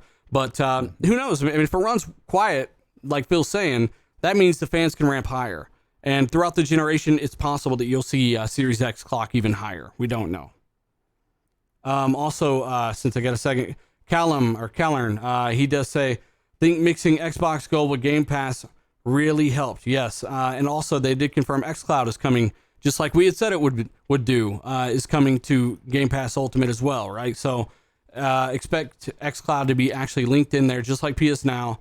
And you'll get all of that stuff streamable across the board as well. So that's pretty good. Let's go ahead and move forward on topics. Again, guys, 2,200 or so watching live, guys. Hit that like button if you haven't. Share this out. Help us out a little bit. We do appreciate it, guys. You guys are awesome. For those that didn't know, I wanted to throw this out there because I found it interesting. The best topics yet to come. Crazy we spent so much time on this. But Gears 3, by the way, back in the day, and I'm not going to stop on this. I'm just throwing it out there. Gears 3 was actually ported to the PS3. To test the Unreal Engine 3 on the PlayStation 3. Back when Epic was trying to learn Unreal 3 and learn the PS3, they actually ported Gears of War 3 to the PS3. Never released it, obviously, but they did port it as practice. Also, Phil, the big surprise people were teasing yesterday. I don't know why people always blow stuff out of proportion. Rand, you were kind of making fun of this, but it turns out it wasn't much of a surprise, was it? Yeah, he was going to be on the podcast with Reggie, who used to be at Nintendo, and there was talk of a surprise. And I get on Twitter and I see people, as usual, blow shit out of proportion, just like, "Oh my God, the Rise Twitter account says it's going down for 30 minutes. Does that mean Rise 2? Why is there a Rise Twitter account still?" I don't know. Who knows? But yeah, so Phil said there's going to be, or people said there's going to be a surprise, and people were like, does this mean the Series X is launching next week? We're going to get the price. Is Fable going to be announced? Like, what could be the surprise? And basically, what it ended up being was that Phil donated a signed Xbox Series X to whatever charity thing that we're doing for the podcast or whatever. So sometimes people blow shit way out of freaking proportion. Yeah. I mean, I get it's like, nice to talk about and get excited for things like, people DM me articles about Microsoft is buying Metal Gear Solid. Oh my God. What is the deal there? Microsoft Studios, it's a rumor that they could be buying Konami and Metal Gear. Zalker made a dumbass video about a couple months ago, like, hey, so Mr. Xbox coming out in July, back up. Hey, lie. Yeah, Hey, I'm just saying. Let's go Metal ahead Gear and let's Solid, go ahead. And, I mean, so whatever. Rand, you're basically saying that you. So let me explain it because you guys are horrible at this. Basically, there's a big rumor that The Microsoft host, could be buddy. buying Metal Gear Solid, right? And Kojima could be a thing. I want Tim's take on this too because he did tweet about it. But you're saying that there's no chance in hell Microsoft buying Metal Gear Solid or Konami, and that none of this is actually happening. I've gotten a lot of DMs about this. I did too. Yeah, of course you did. Go ahead, Rand. I mean, the idea that Microsoft is going to buy the Metal Gear Solid IP is ridiculous in and of itself. And even the idea of Konami wanting to sell the IP instead of just licensing it out is ridiculous. People just use that fake bullshit to generate, ad click revenue and clicks and all that stuff. Like, I could see maybe some sort of partnership where do people hear this stuff? Like, I always hear people, they'll talk about these wild claims and they'll run with them. Like, are they hearing them from anything that's reliable? Like, I mean, I think it all like comes off of the initial like Silent Hill being bought by Sony. Remember, like there was that rumor Sony was buying 13 Silent Hill and Metal Gear and all the Konami Yeah. IP. Then Konami came out and was like, "Yeah, no, lol." But like, there's still kind of tangible rumors that there is a Silent Hill game that Sony is actually making from their Japan studio, and that's going to be exclusive to PlayStation 5. Well, what has That's the basically- Japan studio been working on since Bloodborne? No, I don't think they've made a game since Gravity Rush 2. So Oh, Gravity Rush 2. Okay. I mean, I think some of it's like the Siren devs is like what the rumor is, and I think there's some truth to that rumor. I think I would not be shocked at seeing like a brand new Silent Hill. But like the idea that Konami would just sell all off their properties is ridiculous. Now, maybe there's a partnership, maybe see something like a license. But like I always laugh when I get sent this stuff because it's so utterly And ridiculous. that's why Just we like cover it. Like Edward Yeah. says in the Super J, he says so many rumors in the last several months. Microsoft buying Sega, Konami, now Metal Gear. What is it? That's why we actually cover this and make it a topic because we want to give our take on it. And again, we seem to be pretty level headed about it. I mean, Tim, you tweeted about this, man. What are your thoughts on this? Well, I was joking around about it. Oh, but, people thought you were 300 serious. Well, I mean, listen. There might be something that I've heard that might lend itself to maybe not exactly what that was being said, but something maybe within that series.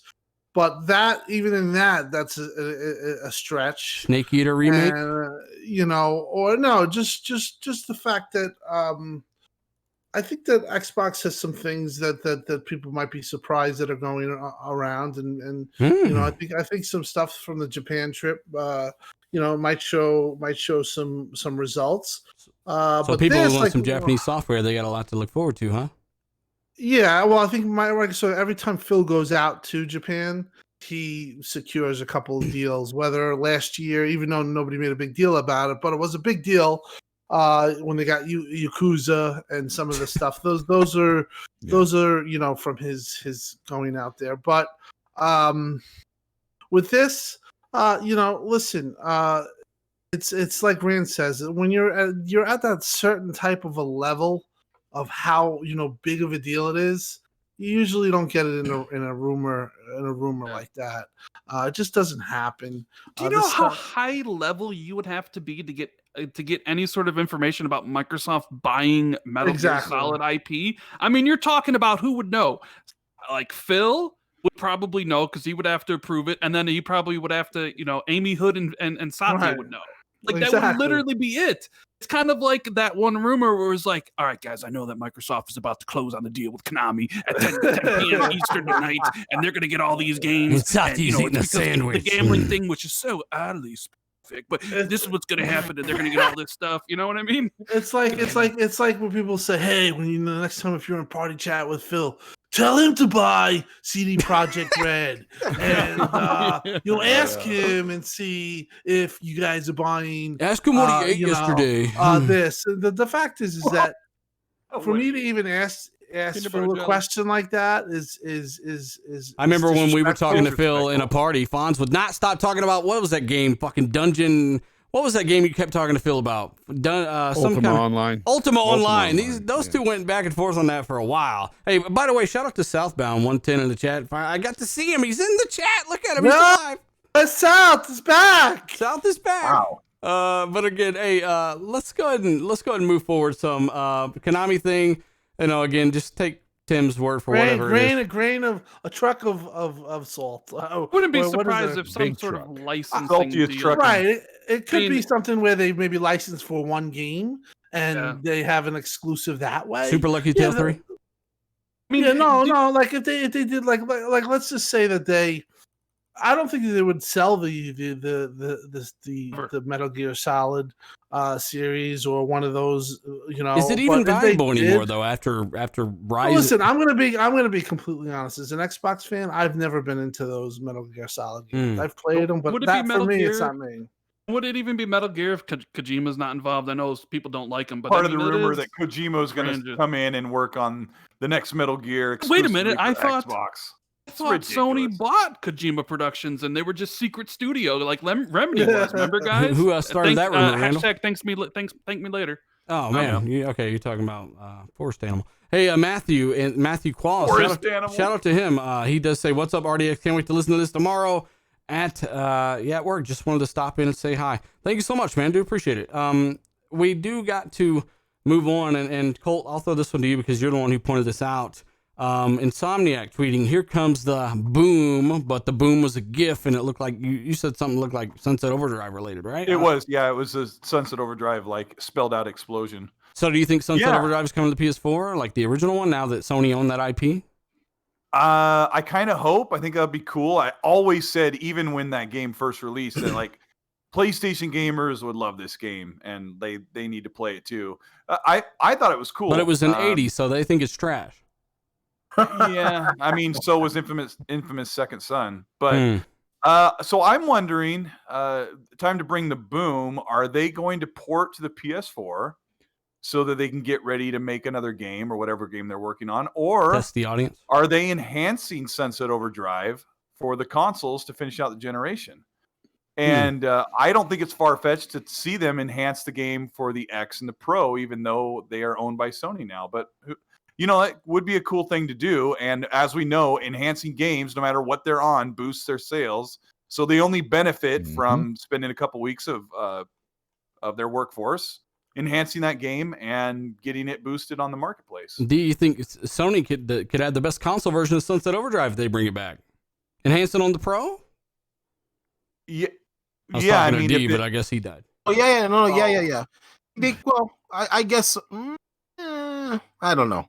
I don't know about all that. The most talented. I don't well, think they would it- enhance it just on the PS4. I would think they would do it because No, it'd I be a don't- selling point. Rand I would- think.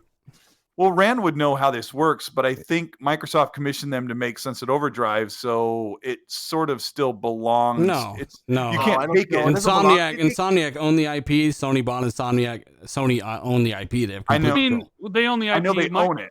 Microsoft Go ahead. might retain some publishing rights, but those That's probably why will it hasn't revert been back pulled. to Sony at some point. I mean, it would be very similar to the Mass Effect situation, right? Like Yep. Microsoft commissioned BioWare to make Mass Effect, and EA bought BioWare, which means EA owned. And then basically Microsoft they had some deal cut out where like Mass Effect 2 was exclusive to Xbox 360 for a year, and then like Mass Effect was like Has been 6 everywhere years for the third one and stuff. Yeah, so I mean, I would imagine the Yeah. publishing rights will revert back to Sony. They'll have it. The question would be, would you want to do a sequel, or would you rather just be like, we got Spider-Man and a Ratchet and Clank, which is heavily rumored for launch of the PS5. Do they have enough people? Like, would you want to even bring Sunset Overdrive back? I mean, I would like to see a sequel. What if they contracted the remaster out or something? Because They could- it'd be hard to get a sequel. You're right. That's what I took hold earlier. They don't really have a team to do that right now. Working with Spider-Man. I mean, if and you have Ratchet a and team Clank. working on Ratchet and Clank and Spider-Man, be big enough to have a third team working on a Sunset Overdrive 2? And would you even want to do a Sunset Overdrive 2? Maybe would you rather do a new Resistance game, which is a PlayStation kind of franchise, or make something new? Like, the question is like, That's a rumor too, right? Resistance remaster. Hey guys, I got to run. I didn't know it was already this late. I'm going to be late for work. So, No, man. awesome show.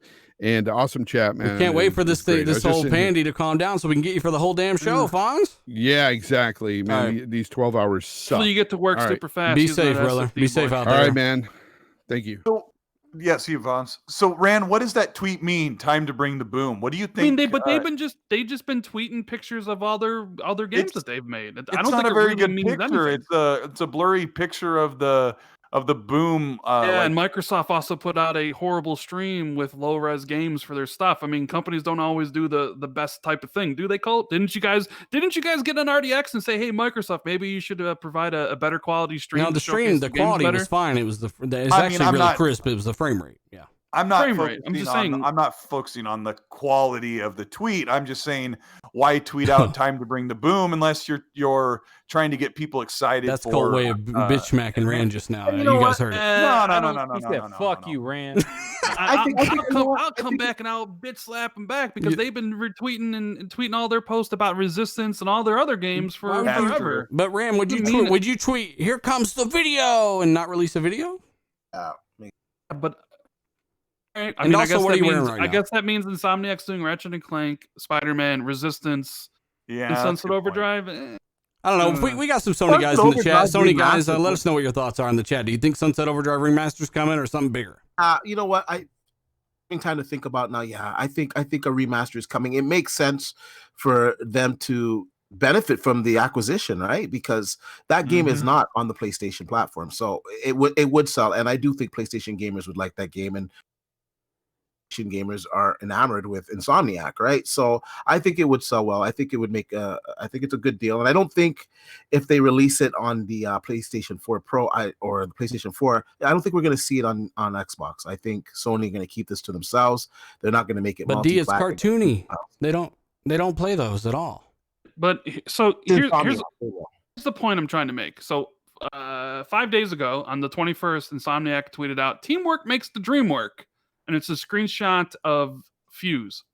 Says, Oh God! Is Fuse coming back too? Like, but did they say here comes the teamwork makes the dream work? I don't know. I mean, I'm just saying, like, this is what they do. They do these things. They tweet about You're their right. legacy. I of mean, the games I that see where you're coming from. You know, I don't think the Sunset Overdrive thing means anything. I think they're proud that they made Sunset Overdrive, and they kind of want to, like, hey, we made this game. We're proud. Well, people know it. But I don't think Sony's really interested in starting that franchise Rand, over. I got something for you here. New Age Outlaw. He says Hip Hop Gamer said the PS5 will be fully backwards compatible. You Xbox nerds need to do your research. Pop Gamer. Yeah, he also said that Kojima was already bought by Sony as well.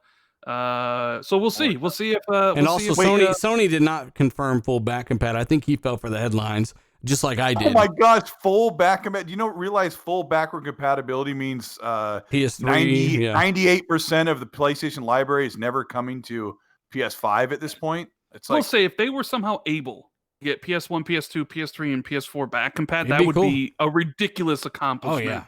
Yeah. Right? And having those I just don't think it's realistic. But what did they say in their post, Rand? They said that we think we can do 1,000 games or thousands of games. We hope that we can do this. They never actually confirmed any number. No.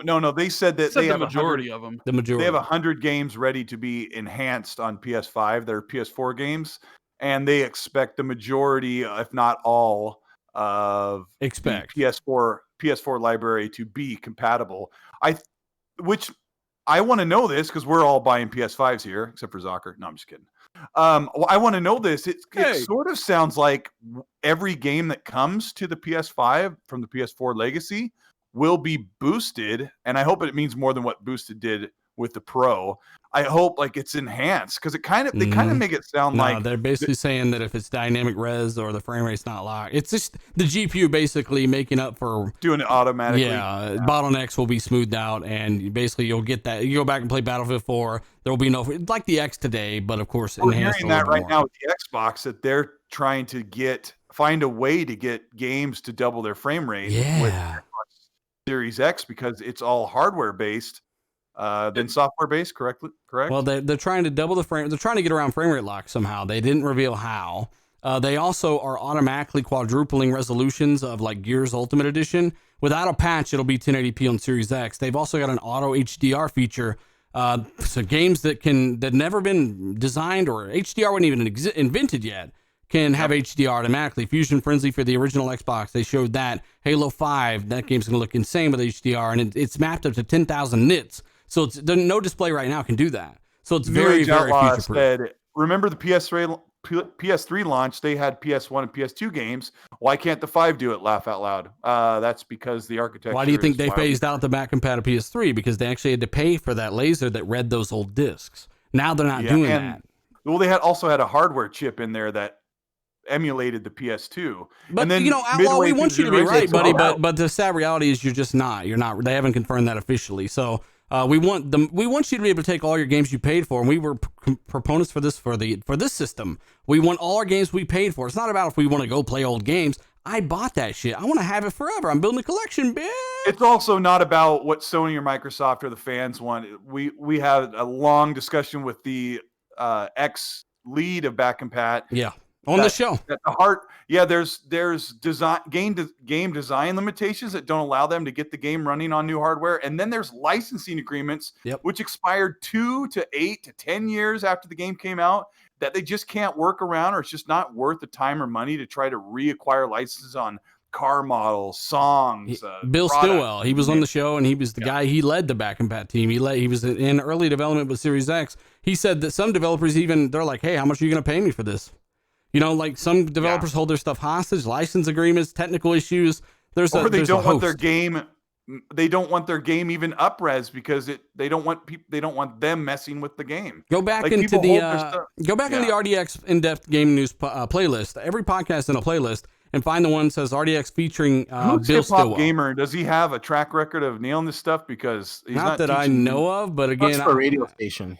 Yeah, I don't think he has a track record, but that doesn't mean he's not a good guy. So again, I don't know him. Well, I mean, he was just. I was about to. He said that they were about to reveal full back compat for PS5. I'm like, I don't.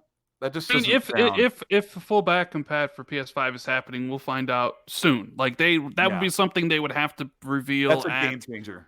June event or the August state of play, like Jeff Grubb is saying. Like that is a huge feature, and that would be amazing if Sony could pull that off. Just have my doubts that it's going to happen that way. I would also think there'd be more hints by people other than hip hop. I would imagine developers would know about it, and there'd be kind of talks. I mean, even Jason Schreier tweeted out that people asked the developers are just kind of laughing at him that it would. Jason cops for the PlayStation brand anytime he gets. So there you go. Randall, I want to move on. I want to get to your topic here. I got a topic in the show. You do? You're so special. For Xbox Series X, you basically made a video about the release date or hinting at it, and we've kind of talked about that. You've talked about it on your show. We've kind of talked about it on this show. But things might be a little bit different this time around. I mean, I kind of wanted your full scoop on this, the scenario, the situation, and then we'll follow up with some Jason Ronald comments. But I know Mads kind of made a video sourcing you and stuff like that. Shout out to Mads, a good guy. But, again, just because Rand throws something out there doesn't mean that it's going to happen or not going to happen. But, Rand, what was your take on the Series X release date and what you were kind of thinking and hearing or whatever? Yeah, I mean, so me and Jez, we talked about this in Xbox Central. too, of Windows Central fame. Shout out to Jez. Good guy. We had heard from multiple people that there was this strong possibility, and it made a lot of sense to me that Microsoft, how far they were with the Xbox Series X, like the scheduling of it, right? Like, remember we'd seen tweets like, "Oh, they're so far behind," but we knew from the people we talked to that like that's the furthest thing from the truth. Like they are so far, like advanced, right? That Microsoft was planning on releasing Series X around September, and that they would launch the Lockhart, the cheaper Xbox Series S, as like an aggressive counter-pricing move against the PlayStation 5 in November. So like, the PlayStation 5 comes out, it would sell it obviously day one, just like the Xbox Series X would be. And then here would be Lockhart, this like $300 cheaper system that plays all the same games, just at a lower resolution, would be available for the Black Friday holiday when a lot of casuals go to buy their systems. It made a ton of sense. And obviously that's what we had heard. We'd heard it from multiple different people. So I was like, man, could this really be happening? right? But then, of course, you know what they say, and I said this to Colt, and I said it in my video, the best laid plans of mice and men, right? Like, you can come up with all these plans. And, you know, who could predict what we're living through right now? Who could predict that some virus would sweep the world and shut down production facilities, and like any sort of plan that Microsoft had, basically potentially could get blown up in smoke. But then you start hearing earlier this month that Series X went into full production already. Well, if Series X is in full production already, and the PS5 wasn't at that point because it was kind of like Xbox Series X is in full production, PS5 isn't, that does kind of at least point to maybe an early release. And I do have my doubts that Microsoft would release Series X and Lockhart on the same day, in the same month. I'm just like, okay, if Series X is in full production now, I think you could see the plan being delayed, right? Like you look at like Microsoft's everything's events, been delayed, kind of, right? Yeah, so like their April event delayed to May, their E3 event delayed from June. You know, like I heard the debut of Lockhart was delayed itself, even. Yeah, I remember that tweet you put out. That you know, sure did. Yeah, shit happened. So it seems like, and things always change, especially with what's going on. But I think there's a good possibility Scarlett or Xbox Series X could release next week. You know what I mean? Like. And do you think? Okay, kidding.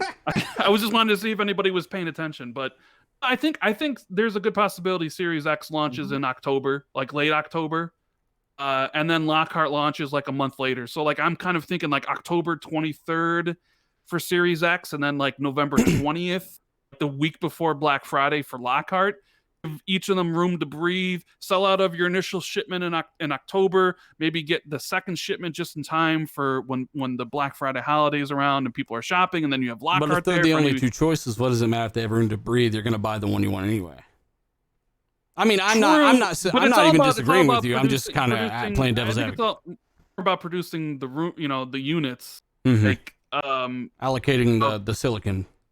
Could they have as many as they want with both at the same time? And I know people will point to like, well, the 360 and the PS3 had different versions, but they're basically different versions of the same system. Like the 360, one came with the hard drive, one didn't. The PS3, one was 60 gig hard drive, one was 20 gig hard drive. Yeah. So it was basically the same system. These aren't the same systems. They're not building one chip. It was just a hard drive added or taken away, basically. Yeah. So I mean, I honestly. I also kind of cringe when people use me as a source because I'm not an insider. You never claimed to be. You never have claimed to be. It's just sometimes people tell me things, and it's like I've heard this. I don't think it's coming out in September because obviously, with what happened with the virus, I think that that door is shut. But I do really think there's a strong possibility it does come out in October. But like I said, that's kind of my personal prediction.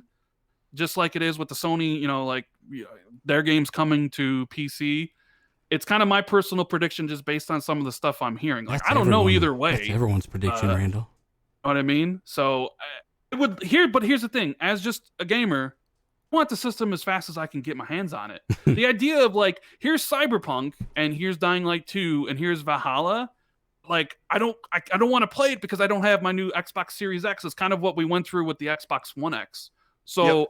I hope I'm right because I want the system so I can not have to just wait. Because essentially, if we have to wait till November, I'm not going to play any of the games come out beforehand. It's just going to be like I'm going to have this big backlog building up to this moment, and I'm probably not going to get to a game. Like I didn't get to Assassin's Creed Origins because I was playing Wolfenstein. So I hope it happens. I waited.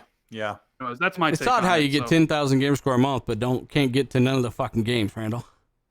I stopped doing that, dealer. If I was doing that, I'd be getting 50,000 gamer score a month. We know. Easy, you're the gamer score boss. Game score don't matter no more. So, I mean, Cole, I want your take on that, and I definitely want Tim's, and then we go to Zalker, and I want to get D in here, too, because he fell asleep. So, Cole, what was your take on everything you just heard there, and what are your thoughts? And chat, let us know what you think as well. I mean, I want the Xbox Series X as soon as it's ready, so October sounds fantastic. I did the same thing. I didn't touch Assassin's Creed Origins until the Xbox One X came out. So I think I held on to that game for almost a month, or was it 2-3 weeks? It was hard, man. It was really hard. It was so worth it, though. I mean, just playing, I really enjoyed that game, and seeing it on that new hardware, on that power, that almost paid for the console itself just playing that game.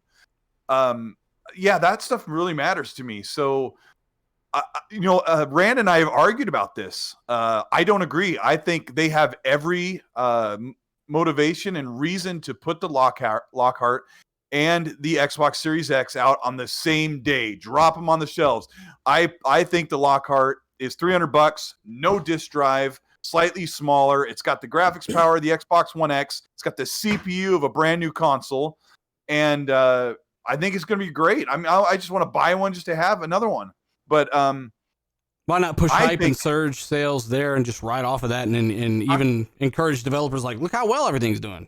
Yeah, the biggest hurdle that Microsoft and Xbox have to do is they have to explain without insulting the Series S, is that it's the more affordable console. It's diskless. It's a trimmed down console, but you're still going to get the same experience because it will have the same cores. It'll have the same performance. I mean, how do you say you'll just get less resolution and it'll be cheaper without making it sound bad, right? Like the slides that we saw like a year ago, right? And Tim can attest to this. Like, target it, say, hey, this is for 1080p owners. Well, yeah, but I mean, 4K TVs are so prevalent. 1080p is like vastly outnumber 4K even right now. So yeah, and it's kind of a weird thing, but the all digital is selling really well. It surprised us. Microsoft, I'm sure they figured it was going to be great, and it sold well for them. But this is the thing. They need to release the Lockhart. If it's Series S and Series X, you put them side by side. The Series S is slightly smaller, and you say it's the all digital next generation console. And then you have the price points next to them, and people act like, oh, I can't wrap my mind around it because when I went to shop for a Honda Civic, I didn't know what the models meant, But I really think this would be a big deal for them to have both consoles, and one's more affordable because the casual market makes up 80% of the gaming market. 80% of the casuals will go for the Lockhart because if that thing is really if it's really $300 and it's a next generation console, and they're going to say games look and feel this way on this console, people are like, crap, I'm buying the smaller white one or whatever it is. Yeah, I'm really excited about it. I think it's a cool move. Speaking of excited, before I throw it to Tim and Zonker, et cetera, I want to give a shout out to over 2,000 people still watching this live, guys. Hit that like button if you haven't. Just got to get past 1,000 likes for the end of the show. And of course, show a friend, tell a buddy. And my favorite is post it on the forum so they can lie about what we said. Tim, Dog, what are your thoughts on all of this, release stuff? Well, listen, Rand can say he's not an insider all he wants, but to be honest, if Rand says something, you listen to it. So you saying a bitch is lying? No, I just think that if Rand says something, you should listen to it because Rand, if he's not an access to an insider, he definitely has his back channel to insiders. So if Rand is talking like that, I'm going to think that that's more or less a possibility. And it makes sense from the aspect that they can get the more powerful console out first, and they can have that hoopla, and then they can follow back by the holiday season and have the Lockhart, and they can have additional marketing for the Lockhart to try to differentiate each other, but try to not sabotage. But no, I mean, listen, I watched Rand's video, and listen, if you just look at the fact that when Jason was falsely saying that Xbox was behind Sony in development, that's why they were being quiet. The next day, obviously, Phil posted that he had take home. And for them to be in that position and that might have prompted that tweet because there was false information going out. But Phil is very aware of things like that. But for him to say that he was take home at that time was way ahead of where Xbox Series X, where Xbox One X was. And I believe take home for Xbox One X was 2 or 3 months after the point that Xbox is where they are with Series X. So, because Ricari, when he was on the show from Inside Xbox, he said he had his Xbox One X prototype, I think in January of the year. I think I think they had those prototypes out, but that's still an Xbox One, not an all new system though. Right. Well, from what I've heard is that Xbox has always been really ahead of schedule with Xbox Series X. And you know, I think that I don't think I don't think it matters if they have both. You can have two sides of the arguments. You could say both will confuse people. Obviously, it's not going to confuse people, but it's more to swallow than having one month and fully explaining it, and fully getting it out, and then having the cheaper, less glamorous one the next month. Because how do they market them now, Tim? They market them together, right? Right. So I mean, listen. I honestly, I'm probably thinking that this could happen in October, and that's just a belief in my. Like if Rand says something, put it this way, and I'm not kissing Rand's ass. I'm always the first to say this to Rand. You gotta you gotta listen to what he says, because more often than right, this guy's been right, and he doesn't want the fanfare that comes along with the bullshit it's because people already lie about the shit he says. Anyway, I see it on these trash forums. He gets a lot of shit. He got so much shit for Horizon, and then I'm just gonna say this is way different than Horizon. Like Horizon was to a lot of people the worst kept secret in the video game industry, even if the PlayStation fans didn't want. Like they were so clueless on it, and it is like I had heard this will never happen. I was told by like different people it was happening. Right? It was just like it was one of these things that. In the game industry was like one of the worst kept secrets, just like Fable is one of the worst kept secrets that Playground's working on. But like all these people didn't want to believe it. So I'm not saying it's that. I'm saying I only heard it from a couple people, reliable people, that September was the plan. September for Series X. Well, yeah, and you have told me that. You cut out. I've heard that. That's why I think he jumped in like that. You cut out. I'm sorry. Oh, no, wait, what? You said you had heard from reliable people, and then I had heard from reliable people, but only a couple of them that was the plan. And like I don't know if it's true. I kind of thought of like, that would be really aggressive and bold if Microsoft were actually to pull that off. But obviously, look what we're like. The world's changed, and so I don't really think September is a viable option anymore. I mean, even with the May event, we kept hearing like May 5th, May 6th, ended up being May 7th. And even originally, when I first said about the May event, it wasn't anything like what ended up being. Like there were different games that were supposed to be there, all this stuff. It was like things changed on the time. And even with like Grubb saying, like, even Grubb, the guy who at the Verge, right, Colt, or was it VentureBeat? He's like talking about like PlayStation and like their event was sent for the 4th, and now he's saying, well, no, it doesn't really seem like it, and they're actually cutting some games out, and Nintendo had an event and they're changing all that stuff. Like all these things are in motion because of what's going on in the world. In flux. So it's like I was never as confident about Series X come out in September as I was with like Horizon coming. Think about PC. Phil's quotes where he's talking about how bold they're going to be, and that could mean getting out ahead of Sony. I really do think the Series X could come out in October. I really do, but maybe that's more wishful thinking than anything. Maybe it's just I'm projecting my own wants and desires onto it. I think if you look at the way they've marketed it and the way that the speed of like I said, where they were with the Xbox take home. Listen, it's a viable guess, and to be honest, I like the idea of. At the first I wasn't, but to think about it, if you have 2 SKUs. I think the best way to do it would be get the most powerful SKU out first, get people acclimated to it, get people enjoying it and realizing what it's doing and showing what it's doing, have a leg up on the competition for that month. And then when the the other console comes out, you match it with Lockhart. I think it's a good idea, but I'm with you. I'm at that point too, that I think that this is possible, that it's definitely a possibility. I wouldn't say it's gonna happen, but it's a possibility. And if you just look at the timeline, you look at when he had take home, and you look at when they had take home for Lockhart, which was I believe last month, it makes a lot of sense. What doesn't make sense is Chevion's your comment. The narrative was never more power or exclusive games, or it was always both, and that shows me if you're talking to us, you don't listen. You didn't listen after the event where we were not happy with what we saw in the May event, and knowledge is power. Also, again, we got to give a shout out to everyone checking us out live. If you haven't already, hit that like button, share it out, help us out a little bit, subscribe, hit the bell icon, and more. We've got a fantastic conversation going on about Series X, and I wanted to get Zalker and since D's been long silent for a while, let's get D first. We'll come to Zalker. Sorry, on your thoughts on if it did release early and why you think it may or may not happen. Chat, let us know your thoughts as well. I'm intrigued, just like all of you.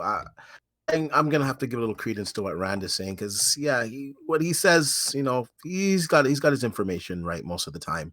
I'd say 98% of the time, man. So, them releasing in October, it makes sense. Release the more powerful system in October, get a head start on the competition. People will be hyped up. Maybe some people were waiting for the PlayStation 5. It's coming out in November. They see the Xbox Series X. They say, you know what the heck? And they go in and grab it. So I don't think they have anything to lose at that.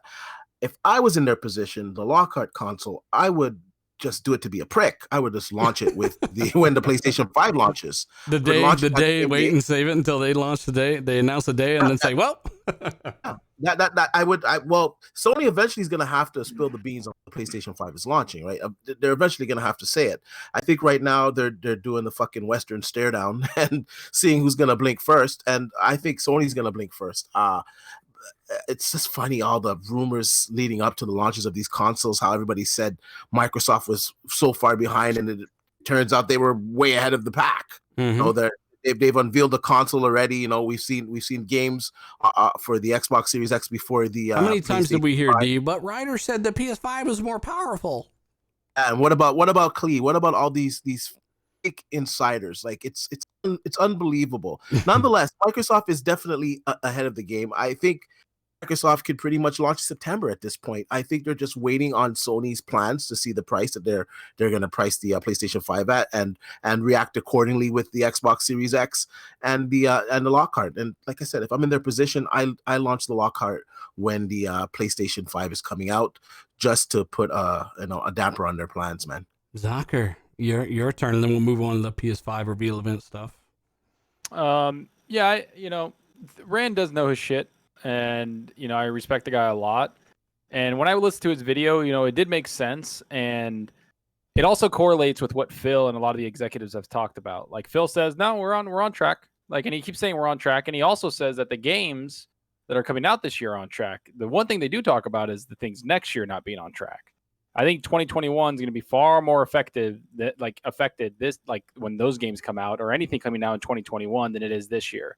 So I do think that the Series X does have potential to come out in October, like everybody is saying. Will it be end of October? Most likely. But if there is an outside chance of it coming out September, I think that would be a massive, massive achievement. I mean, that they would be ahead of Sony by multiple months, and they would be able to capitalize on like the holiday better. But the one thing is that we have to know what the price is, when the launch date are, and that's coming up very soon. And I think that's why they're waiting. Yeah, it might be the price, but who knows? Maybe Xbox has already made a decision on the price, and that they're kind of just waiting to hear of a date that Sony's willing to come out with. And that's what the big thing is the date and when they're going to release everything. Because a big one was a big reason why Xbox One in the 360 era was because of the price, but it's also because of the date. They came out a whole year ahead. Like the head start was a big thing. And that's what I think a lot of people don't realize, is that maybe that's what Xbox is trying to do, is get a head start on them. And then, like Tim said, bring out the smaller console in the Xbox Series S when PlayStation launches at $100 less than that. Like, who knows? Or $200 less. So, I don't know, man. This is like big business shit that they're going to be like deciding, and we're going to be seeing unfold in the next 2 months. But I really do hope it comes out like Rand said. Like, I hope it is a dream that it comes out sooner, because I want to play Cyberpunk on it. I don't want to play Cyberpunk on my Xbox One X. I think they said they won't even have a Cyberpunk patch day one, but that could change. But yeah, at least who knows? Play it on this. Let me ask you guys this though, like regarding the price. When do you think they have to reveal it by? June. Assuming the console comes out in November. Let's just say hypothetically, PS5 and Xbox Series X coming out in November. Well, if everything got pushed back by a month, then I give them till July is the latest. But so far, they have not waited till any other time in the history of gaming, really, to reveal a price. So usually they do it at June at E3. It hasn't hit that point yet. But knowing that everything got pushed back, I'll give it till July. But after that, it's like, okay, what the fuck's happening? I think June's a good starting point, and also Xbox has put up the webpage for like the pre-order of Been up Xbox Series X, It's been and up they for have the months. pre-order page Well, it's up. been You up can't forever. pre-order, It's been up but for no, the pre-order thing has been up there for how long, Rand? I mean, supposedly since the system was announced. really. Yeah. And it just Damn. made news the other day. Don't make a video I mean, on it.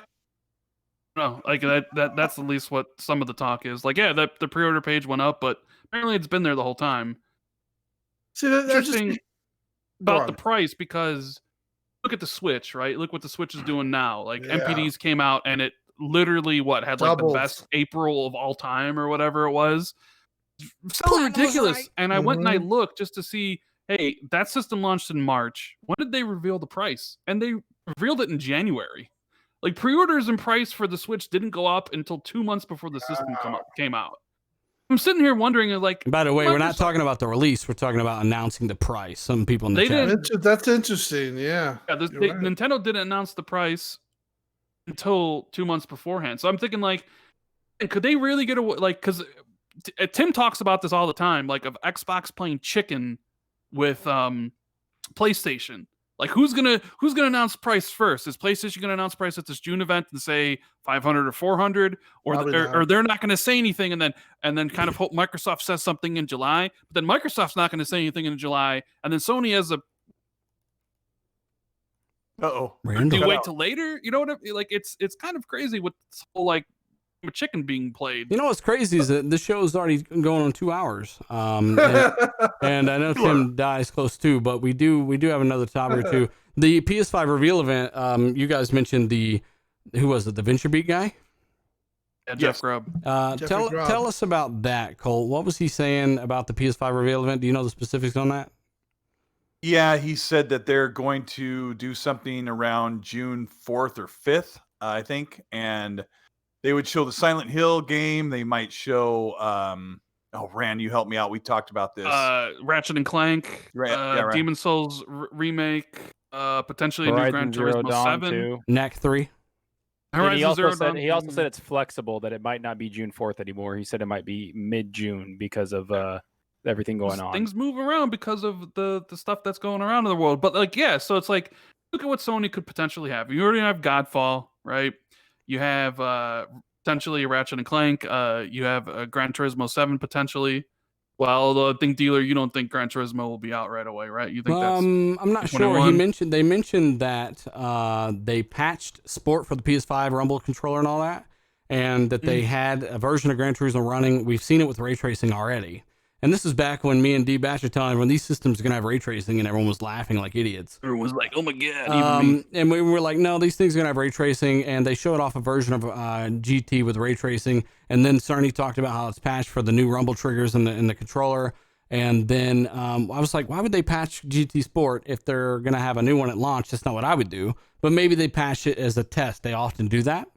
So it makes sense to have it. We don't think Motorsport 8 is going to be out this year, or whatever they're going to call it, the one that could have open world elements. We think that could be early next year. Phil has hinted to that as well. He said there's no good. It doesn't do any game good to be stacked against a bunch of other games. They want to spread it out and give you releases over the months, right? So we think Horizon or Forza Motorsport could be, and Rand changed his little prediction on that. He doesn't think it's Horizon anymore. He thinks it's Motorsport. I don't now. know what's going on with that, because the longer you delay Forza Motorsport, you also have to delay Forza Horizon. So if Forza Horizon is, But Horizon needs it. Motorsport is like, give me more realistic, True. give me the real tracks, give me more upgrades. I'm competitive. I want to race. Like Horizon what I'm needs new saying is, ideas. if Motorsport is 2021, that means Horizon's 2022, And and that's they've fine. been on a 2-year cycle, and now before. What if Forza Horizon 5 is a launch game this year? No, And Motorsport is coming out next year. Motorsport's been on a 2-year cycle Dealer, since it's been it- out. It's really possible that Horizon could come out first, and then Motorsport could come out Yeah. in the spring. It's not happening. It's really possible. I don't know. But I don't mean, know if what they it stuck to actually their happens. release cycles, then Motorsport would have been out this year already. It would have been out last year, or I don't think any Like this Forza year. comes out this year. I don't think It's Horizon also difficult or to Motorsport say. come out this year. It's also difficult to say. Well, they've always done this because we're going through a 6-month Audible with life, the like pandy. the whole entire world. Yeah, like everything changed, and we're very fortunate that the PS5 and Xbox Series X are ready to launch in Man, I'm October, ready. November. I'm ready for another Motorsport, I know. and Motorsport needed some time to cook. I think they're updating that engine, ray tracing, and all. They were going to give a talk at GDC about how to implement ray tracing like they have. They've talked about the feel and how it's dramatically different. They're simulating now the air pressure inside of the engine and how that cooling adds and decreases horsepower. All this stuff, right? They are simulating all this. They've already spoken publicly about it, and they're playing it internally. It's a dramatically new experience, quote unquote. I made a big video on this. It's at like 400,000 views. Check it out if you haven't, right? It's an easy video to find. It's one of those things where I definitely think Turn 10 are definitely ready to show Motorsport. I think we'll see it and perhaps in July, right? And I think that's already been 3 years this year. If we stick to their release cycles, then they're already a year behind. And when it comes down to it, I think they need to move the racing games into the spring, not the fall. This is their perfect chance to do so.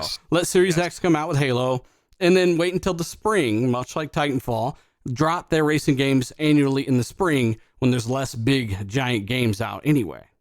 I want those two racing franchises to experience a delay as they just like pour over the game and add more to it.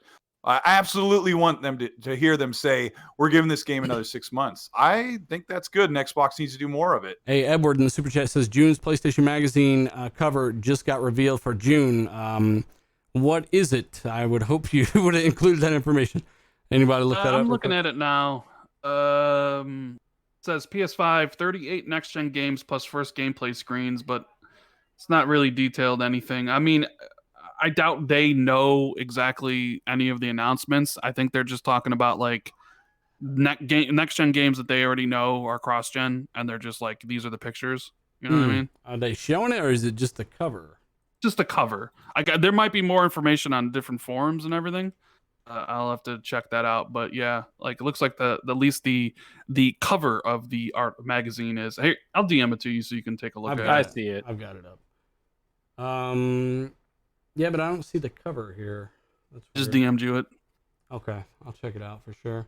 But yeah, when it comes down to it, I mean, we're excited for both systems. We're excited to see what Microsoft are bringing to the table more than anything, because we've been very vocal about needing more big blockbuster software. I think they've done a great job with the smaller titles and the AA's especially, and we're just asking them to pick up the slack on the big end of things. So that's something that's not necessarily Halo or Forza. I'm excited for Halo. It's been 5 years, Randall. 5 years. The bigger question to me is when's it releasing? Is it making 2020? Or they talked about how they are trying their hardest to get it out this year, and then the question is, will it launch with the console, or will it be like maybe delayed a month? Like, can they get it out in November or get it out in December? Like, well, I guess either way, out 2 months. It needs to be done. We know that. Like, don't put out something that, for sure. Find out for sure in 2 months. Yeah. And also I wanted to cover real quick, and we got to give a shout out to everybody still rocking out with us. Kind of a long show tonight. Shout out to Tim Dog first and foremost. We know Lockhart's a thing, right? It's definitely a thing. I've talked to people who've basically, they built it's real, right? We know that. Rand's talked to people. Jason Schreier's even interviewed some developers that gave details on how, Jason Schreier. They gave details on how fast the CPU was. We know it's using Zen 2. There will, even in my video where I said 100%, it's 12 and 4. I put my channel on it. I don't have a source right now, but you will hear about it soon. Windows Central dropped an article like 2 hours later, confirming the same thing. And everyone's like, that came from something a year ago. And I literally said it in the video. These numbers, or some of them, were in a video I covered a year ago. And they were from this leak. But not all these numbers are correct. We're not trying to steal credit for anything. We're basically saying, like, locking shit down and saying that it's definitely a thing. It definitely is a thing. It's 4 teraflop Navi. I get really annoyed when people ask me, because I talked about the potential of a console like this back in June of 2018 before anybody. I said that another, basically a low-end Xbox using the same APU, different GPU power, price difference, blah, blah, blah. Back then, we didn't know that RDNA and RDNA 2 would give you dramatically more power per T-flop over GCN. So there, I said 6 teraflops or somewhere around the Xbox One X, not knowing that, Navi, not long after, would be revealed to be 4 teraflops, and Navi would be more like 6 in GCN. So the power suggestion was accurate. It's just a different number, different architecture. That's how it works. So, I get really annoyed when people ask me about that. I've been covering it really in depth and before pretty much anyone when it comes to that. But yes, it's definitely a thing. It's always been a thing. It never went away. It was kind of a marketing thing on Microsoft's behalf to try to make people think that it wasn't a thing. But Dynamic Voltage Games doesn't think it's a thing because they haven't heard anything. Colt, I want you to kind of speak on that, and I'll get Dee's take on it. And then we'll kind of wrap it up. But again, thanks everyone joining us. And what was this deal with Dynamic Voltage? Where's he from? Pirate of the First Star and all that? Yeah, he's a game developer that was excited that his game was going to run at 4K 120 FPS on the Xbox Series X.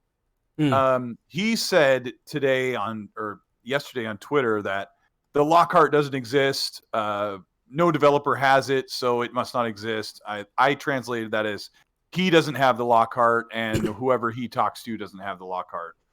So, But I mean, don't these dev kits have a button on them? I don't know if they're doing the same thing like they did with the Xbox One X dev kit, where it went between the Xbox One S and they push a button in the different performance profiles, and it's one dev kit with two systems in it.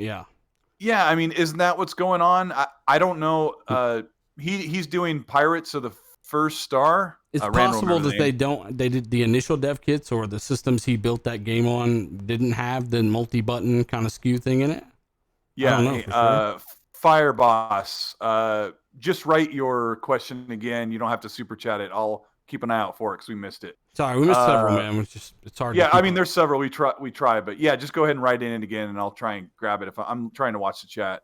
What was I saying? Yeah, he's a smaller developer, but whoever the circles he's talking to have not had a Lockhart dev kit, so he doesn't think it exists. But as Jermaine Stewart says, Lockhart exists. Jermaine Stewart, you're right. Lockhart does exist. Tim Dog, when do you expect? I think D said in the chat he was gone. D, you there? I'm here. Yeah. Okay. What is your take on this? What's this developer called again? He's a smaller indie developer, but he says basically Dynamic Voltage Gaming. He hasn't heard that a Lockhart's a thing, so he doesn't think it's actually real. Meanwhile, Jason Schreier is interviewing developers on it, and we happen to know that it's real for sure. What is your take on his claims? Oh, yeah, the Lockhart is like the best, but the worst kept secret. I don't know, man. At this point, it exists. I don't know why he doesn't have. I think Microsoft wants to keep it under wraps somewhat, right? Because based on the information we know, it looks like it's a spoiler for the PlayStation 5, right? Based on its price point. But Sony has to know, right? Like. Yeah, Sony has to know, but these are the shenanigans these companies are playing. The next generation it's serious, man, and Microsoft, they got defeated this generation. We can't say otherwise, and I feel they've learned from their mistakes, and I think they're being really strategic right now with all their information. So it's out there, so it exists, but does it exist? Does it really exist? Is it a myth? At the end of the day, I think it does exist. I think it's going to be 1440p 60 frames per second on like this generation games. I think the new generation games it'll run maybe 1080p 60 frames per second. Checkerboard that up to 1440 or something, right? Yeah, I think this is how I think. If the Xbox Series X is doing a said game at 4K 60 frames per second, I would expect the Lockhart to do that same game at 1440p 60 frames per second, just based on the difference on the G. And it's going to depend on the title, right? Yeah, it's going to be on a title basis, but it's going to be a 1440p, 1080p. I heard someone earlier in the show saying, people don't have 1080p TVs anymore, or everyone wants 4K now. And 1080p is still prevalent, but at the same time, these 4K televisions, let's not forget, they all have fantastic upscaling capabilities. So a 1080p the price game, point, D, $300. You can't listen. Number one resolution that PC gamers play at is 1080p. Like one of the top graphic cards is like the 1060. Now they're going up to like the 6060 Ti, right? So like, these are like the lower end cards that do 1080p, ultra settings. And these are highly desired, and it's because of the price point. And I think the Lockhart will have its place for gamers that want to jump into the next generation that maybe can't afford Xbox Series X, or perhaps that's just what they want. They just want a system that can do 1080p, that can give them, the next generation games at a good price point. And I think it's going to have its place in the market. And I think think it's a good decision on Microsoft's part, as long as they price it right and it undercuts the PlayStation 5. I think the most important thing for the Lockhart is for it to undercut the PlayStation 5. You know what gets me, D? It's like when people say, what's the point of that? Why would you even do it? And while they're sitting there playing their Xbox One S. It blows my mind. Like, this is the new generation Xbox One S, double the frame rate, much higher fidelity, SSD, etc. It may not have a disk drive. We don't know. And I think Colt made a funny joke earlier. They were talking about the instant game technology or instant switch, where you can switch from. Yeah. And by the way, that's something that PC doesn't do. You can't load these big AAA games and then 5 seconds load the next one, 5 seconds load the next one, and be in the middle of the game where you left off. That is not possible right now. You tried to run all of your games, your computer would just fucking crash. Deal get a kick out of this. So quick resume lets you keep like 4 or 5 games in the memory, so you can just go to a different game, and when you come back, it will leave you where you pause the game. You don't have to reload the game, reload your save. It just holds it there. 5 seconds. Yeah, you can't. In 5 or 6 seconds. You can't do that on PC. But the funny thing is, somebody asked me, I don't want to buy digital games. Can I still do this with my disc-based games? Can I do this quick resume? And I thought, yeah, all you got to do is buy a 5-disc changer for your Xbox Series X. Oh my God, I died. It's just kind of funny the way that people look at a changing market and think, but I want to do that with my disc-based games. I'm like, well, I'm the same way, but with movies only, not games. So, I mean, I get what they're talking about a little bit, but at the end of the day, the PC market's been past this forever. Console gaming is well over half digital at this point, probably even more so now to the pandy. I got to give a shout out to Failed Powermancer too, by the way. He says, we are all cattle to these trillion-dollar companies. You are absolutely right. Yes, you are a $. I'm a $. Shout out to Pyromancer. I messaged him during the pandy and made sure he was okay. A lot of people take the shit too seriously. Pyromancer knows, like, at the end of the day, gaming is great and everyone benefits from more competition. And some people take what he says and too seriously and vice versa. So one of the shout out to him. Snake Eyes, by the way, says, thanks, dealer. If I can get Google to stop. And sorry for the interruption, sir. No problem at all.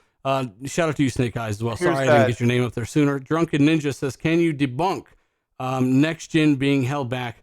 Please. We already did that. We had a podcast a few months ago with 2 game developers, and we have been saying all the same shit. They came on and confirmed the same shit. It's already go to the playlist, RDX podcast playlist, and then go to the one that says RDX featuring game developers. That's at 90,000 views almost for our podcast, which is a lot for one show. And watch that entire show. That would take quite a while to explain. Yeah. Another super chat that was missed was from Fireboss. He says to Dealer and Colt, he says, try not to stir up the SSD banner again, but there was a YouTuber that was playing up the PS5 SSD, but he overlooked a ton of stuff. Yeah, that's pretty common. Velocity by itself is apparently big. Like, you don't even get the same load times unless your game is actually optimized. That's why they say optimized, not enhanced, because it needs to be optimized for that. Another thing to remember is that the deep dive, Mark Cerny spent probably 20 minutes talking about the I/O and the SSD and the bandwidth and all that stuff for the PS5. Xbox has talked about it for about 3 minutes so far. So Jason Ronald said they're diving into velocity architecture, BC pack, and the decompressor and all that stuff. All these big words that I've used in videos that are very difficult to say simply. It's just going to take everything, package it small, and get it to your game as quickly as possible. Games will run fluid in and out of areas. There's very little pop in. We'll see next generation. And we'll see the same benefits whether you buy a PS5 or an Xbox Series X. Now, Victor does say that problem with 4 teraflop Lockhart is it makes Series X a res box. And no doubt that you're going to have that issue anytime there is a developer involved. It's not a knock on them. It's the path of least resistance, and there's no getting around that. The other problem with the Series X is if you only had a Series X, you're not just moving the units that you once would. Developers are not investing the same amount, so you need that low end model. It happens on PC. It happens everywhere. It doesn't mean that it's going to be held back. We saw it with Xbox. They relied on $600 or $1,200 GPUs on the PC market. Gaming would be done tomorrow. It would be horrible. But you can buy I want to add to that real quick. 4 teraflop Navi with a Zen 2 CPU and however much RAM, 8 or 10, whatever it might be. Rand said something the other day. Again, that doesn't mean Lockhart's running at low settings. Like, this is enough power for 1080p ultra settings on a fuck ton of games. And developers have already shown that even with the S, some of them do half-ass. That's true. No getting around it. But yeah, even the Lockhart is kind of a pricey PC. D-Batch, what would a 4 teraflop Navi GPU cost for desktop? It's like a 570 RX 57. What is that? That's a I don't remember what it is, but I think D-Batch died. At the end of the day, guys, we want to thank you guys for.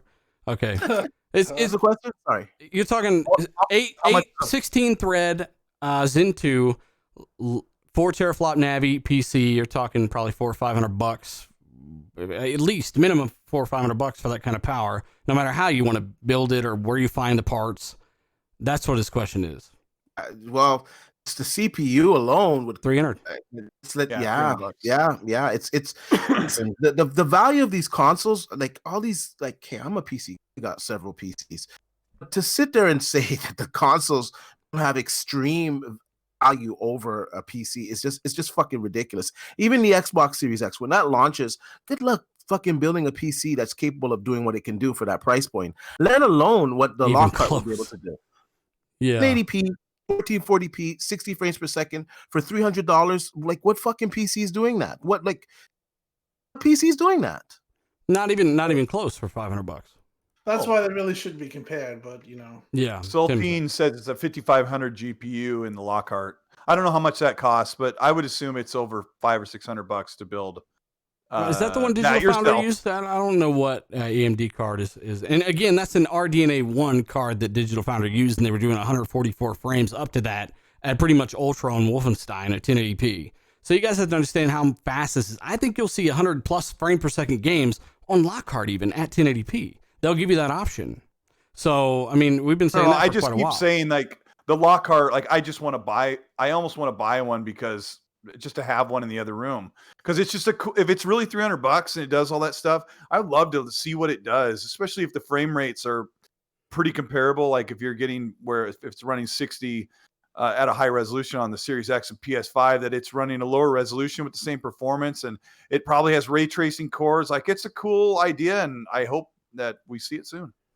And this is the longest show we've ever done. Holy I crap. think the one with the developers is like 240, 2 hours 40 or some crazy shit, but we had a lot of crazy stuff on there. Shout out to Chris Grimmell, Optimus Co. We had them on that show, and it was a great discussion. And those are great guys, good guys, man. They keep it real. So again, shout out to everyone who chimed in, who showed up. Shout out to Black Machine or Black Machismo for the $2 super chat. All the channel members, guys, you guys power this channel. You make it what it is. You support all the content. Trying to have a minimum of 2 videos out a week, just like pretty much most people here that do videos. Zalker, I would throw it to you on this last one, but we got to get the fuck out of here. I'm sure you don't give a shit. You're probably ready to die. I'm sure you're tired. Again, guys, thanks for what you do. You make this an amazing show. We got a fantastic community. Hit that like button, show it to a buddy on your way out, and subscribe. Support the panel members, and we're going to do some outro. Shout out to Others Inc. as well. It's always good seeing you in the chat, buddy. We have to play Gears again at some point. We're not carrying the whole damn team. Shout out to QW Vampire and everyone else, man. I wish I could say them all. So, Colt, good show, buddy. What have you been playing? What have we been playing? And where can people find you, man? You and I have been playing Saints Row the Third. Remaster. You can find me. Yeah, it's great. You can find me at Colt Eastwood at Twitter and YouTube. And yeah, I'm just excited. It's been good. Let's be excited. Justin B says you're getting a Lockhart for the living room and a Series X, so you're getting both. Yeah, it's not a bad idea, man. Depends on your situation. You might need two. You might be in multiple rooms.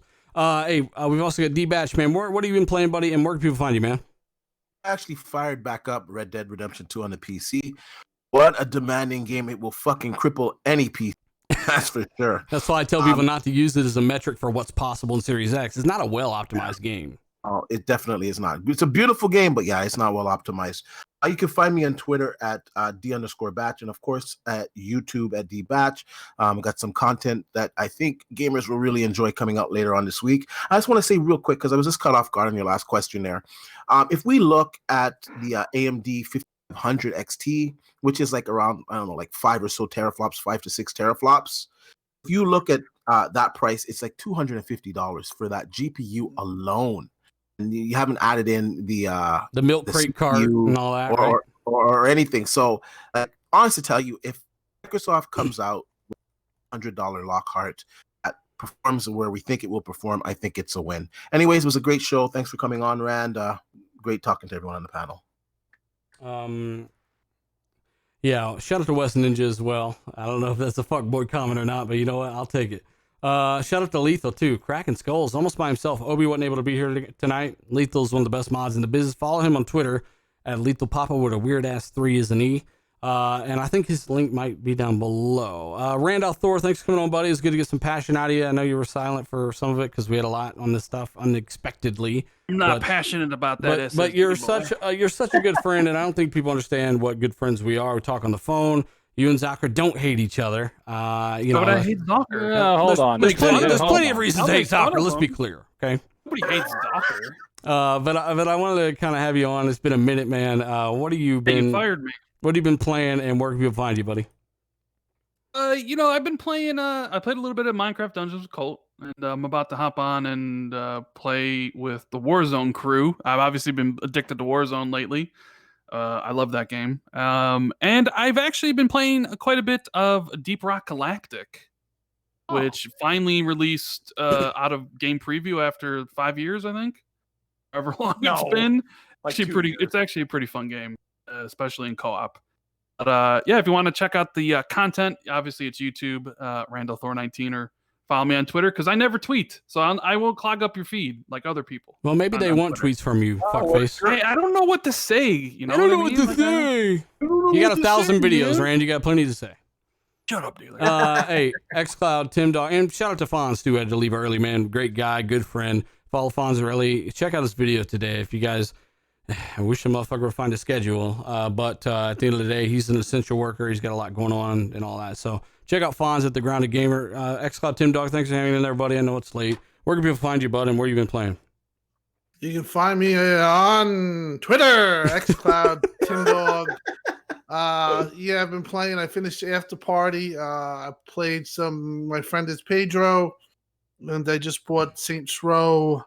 Looks like this remaster. I watched a Digital Foundry video on it. It looks like it's really good, so I'm looking forward to that. Hey Tim, did you see Dealer's tweet about the guy with the Mentos and the Diet Coke? Yes, I did.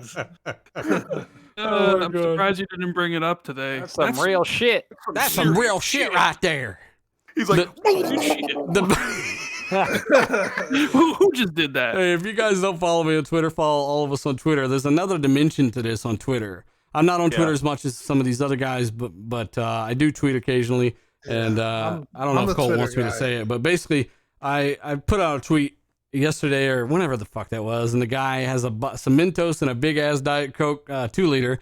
And I put, jokes, right? Some people still got triggers. That's how big a fanboys they are. I don't go into threads because someone makes a joke about Xbox. You don't see me in a thread fucking pissed off like a bitch. It's all jokes. It's all fun. So I put PlayStation fanboys, Sony fanboys, when they finally experienced Xbox Series X for the first time.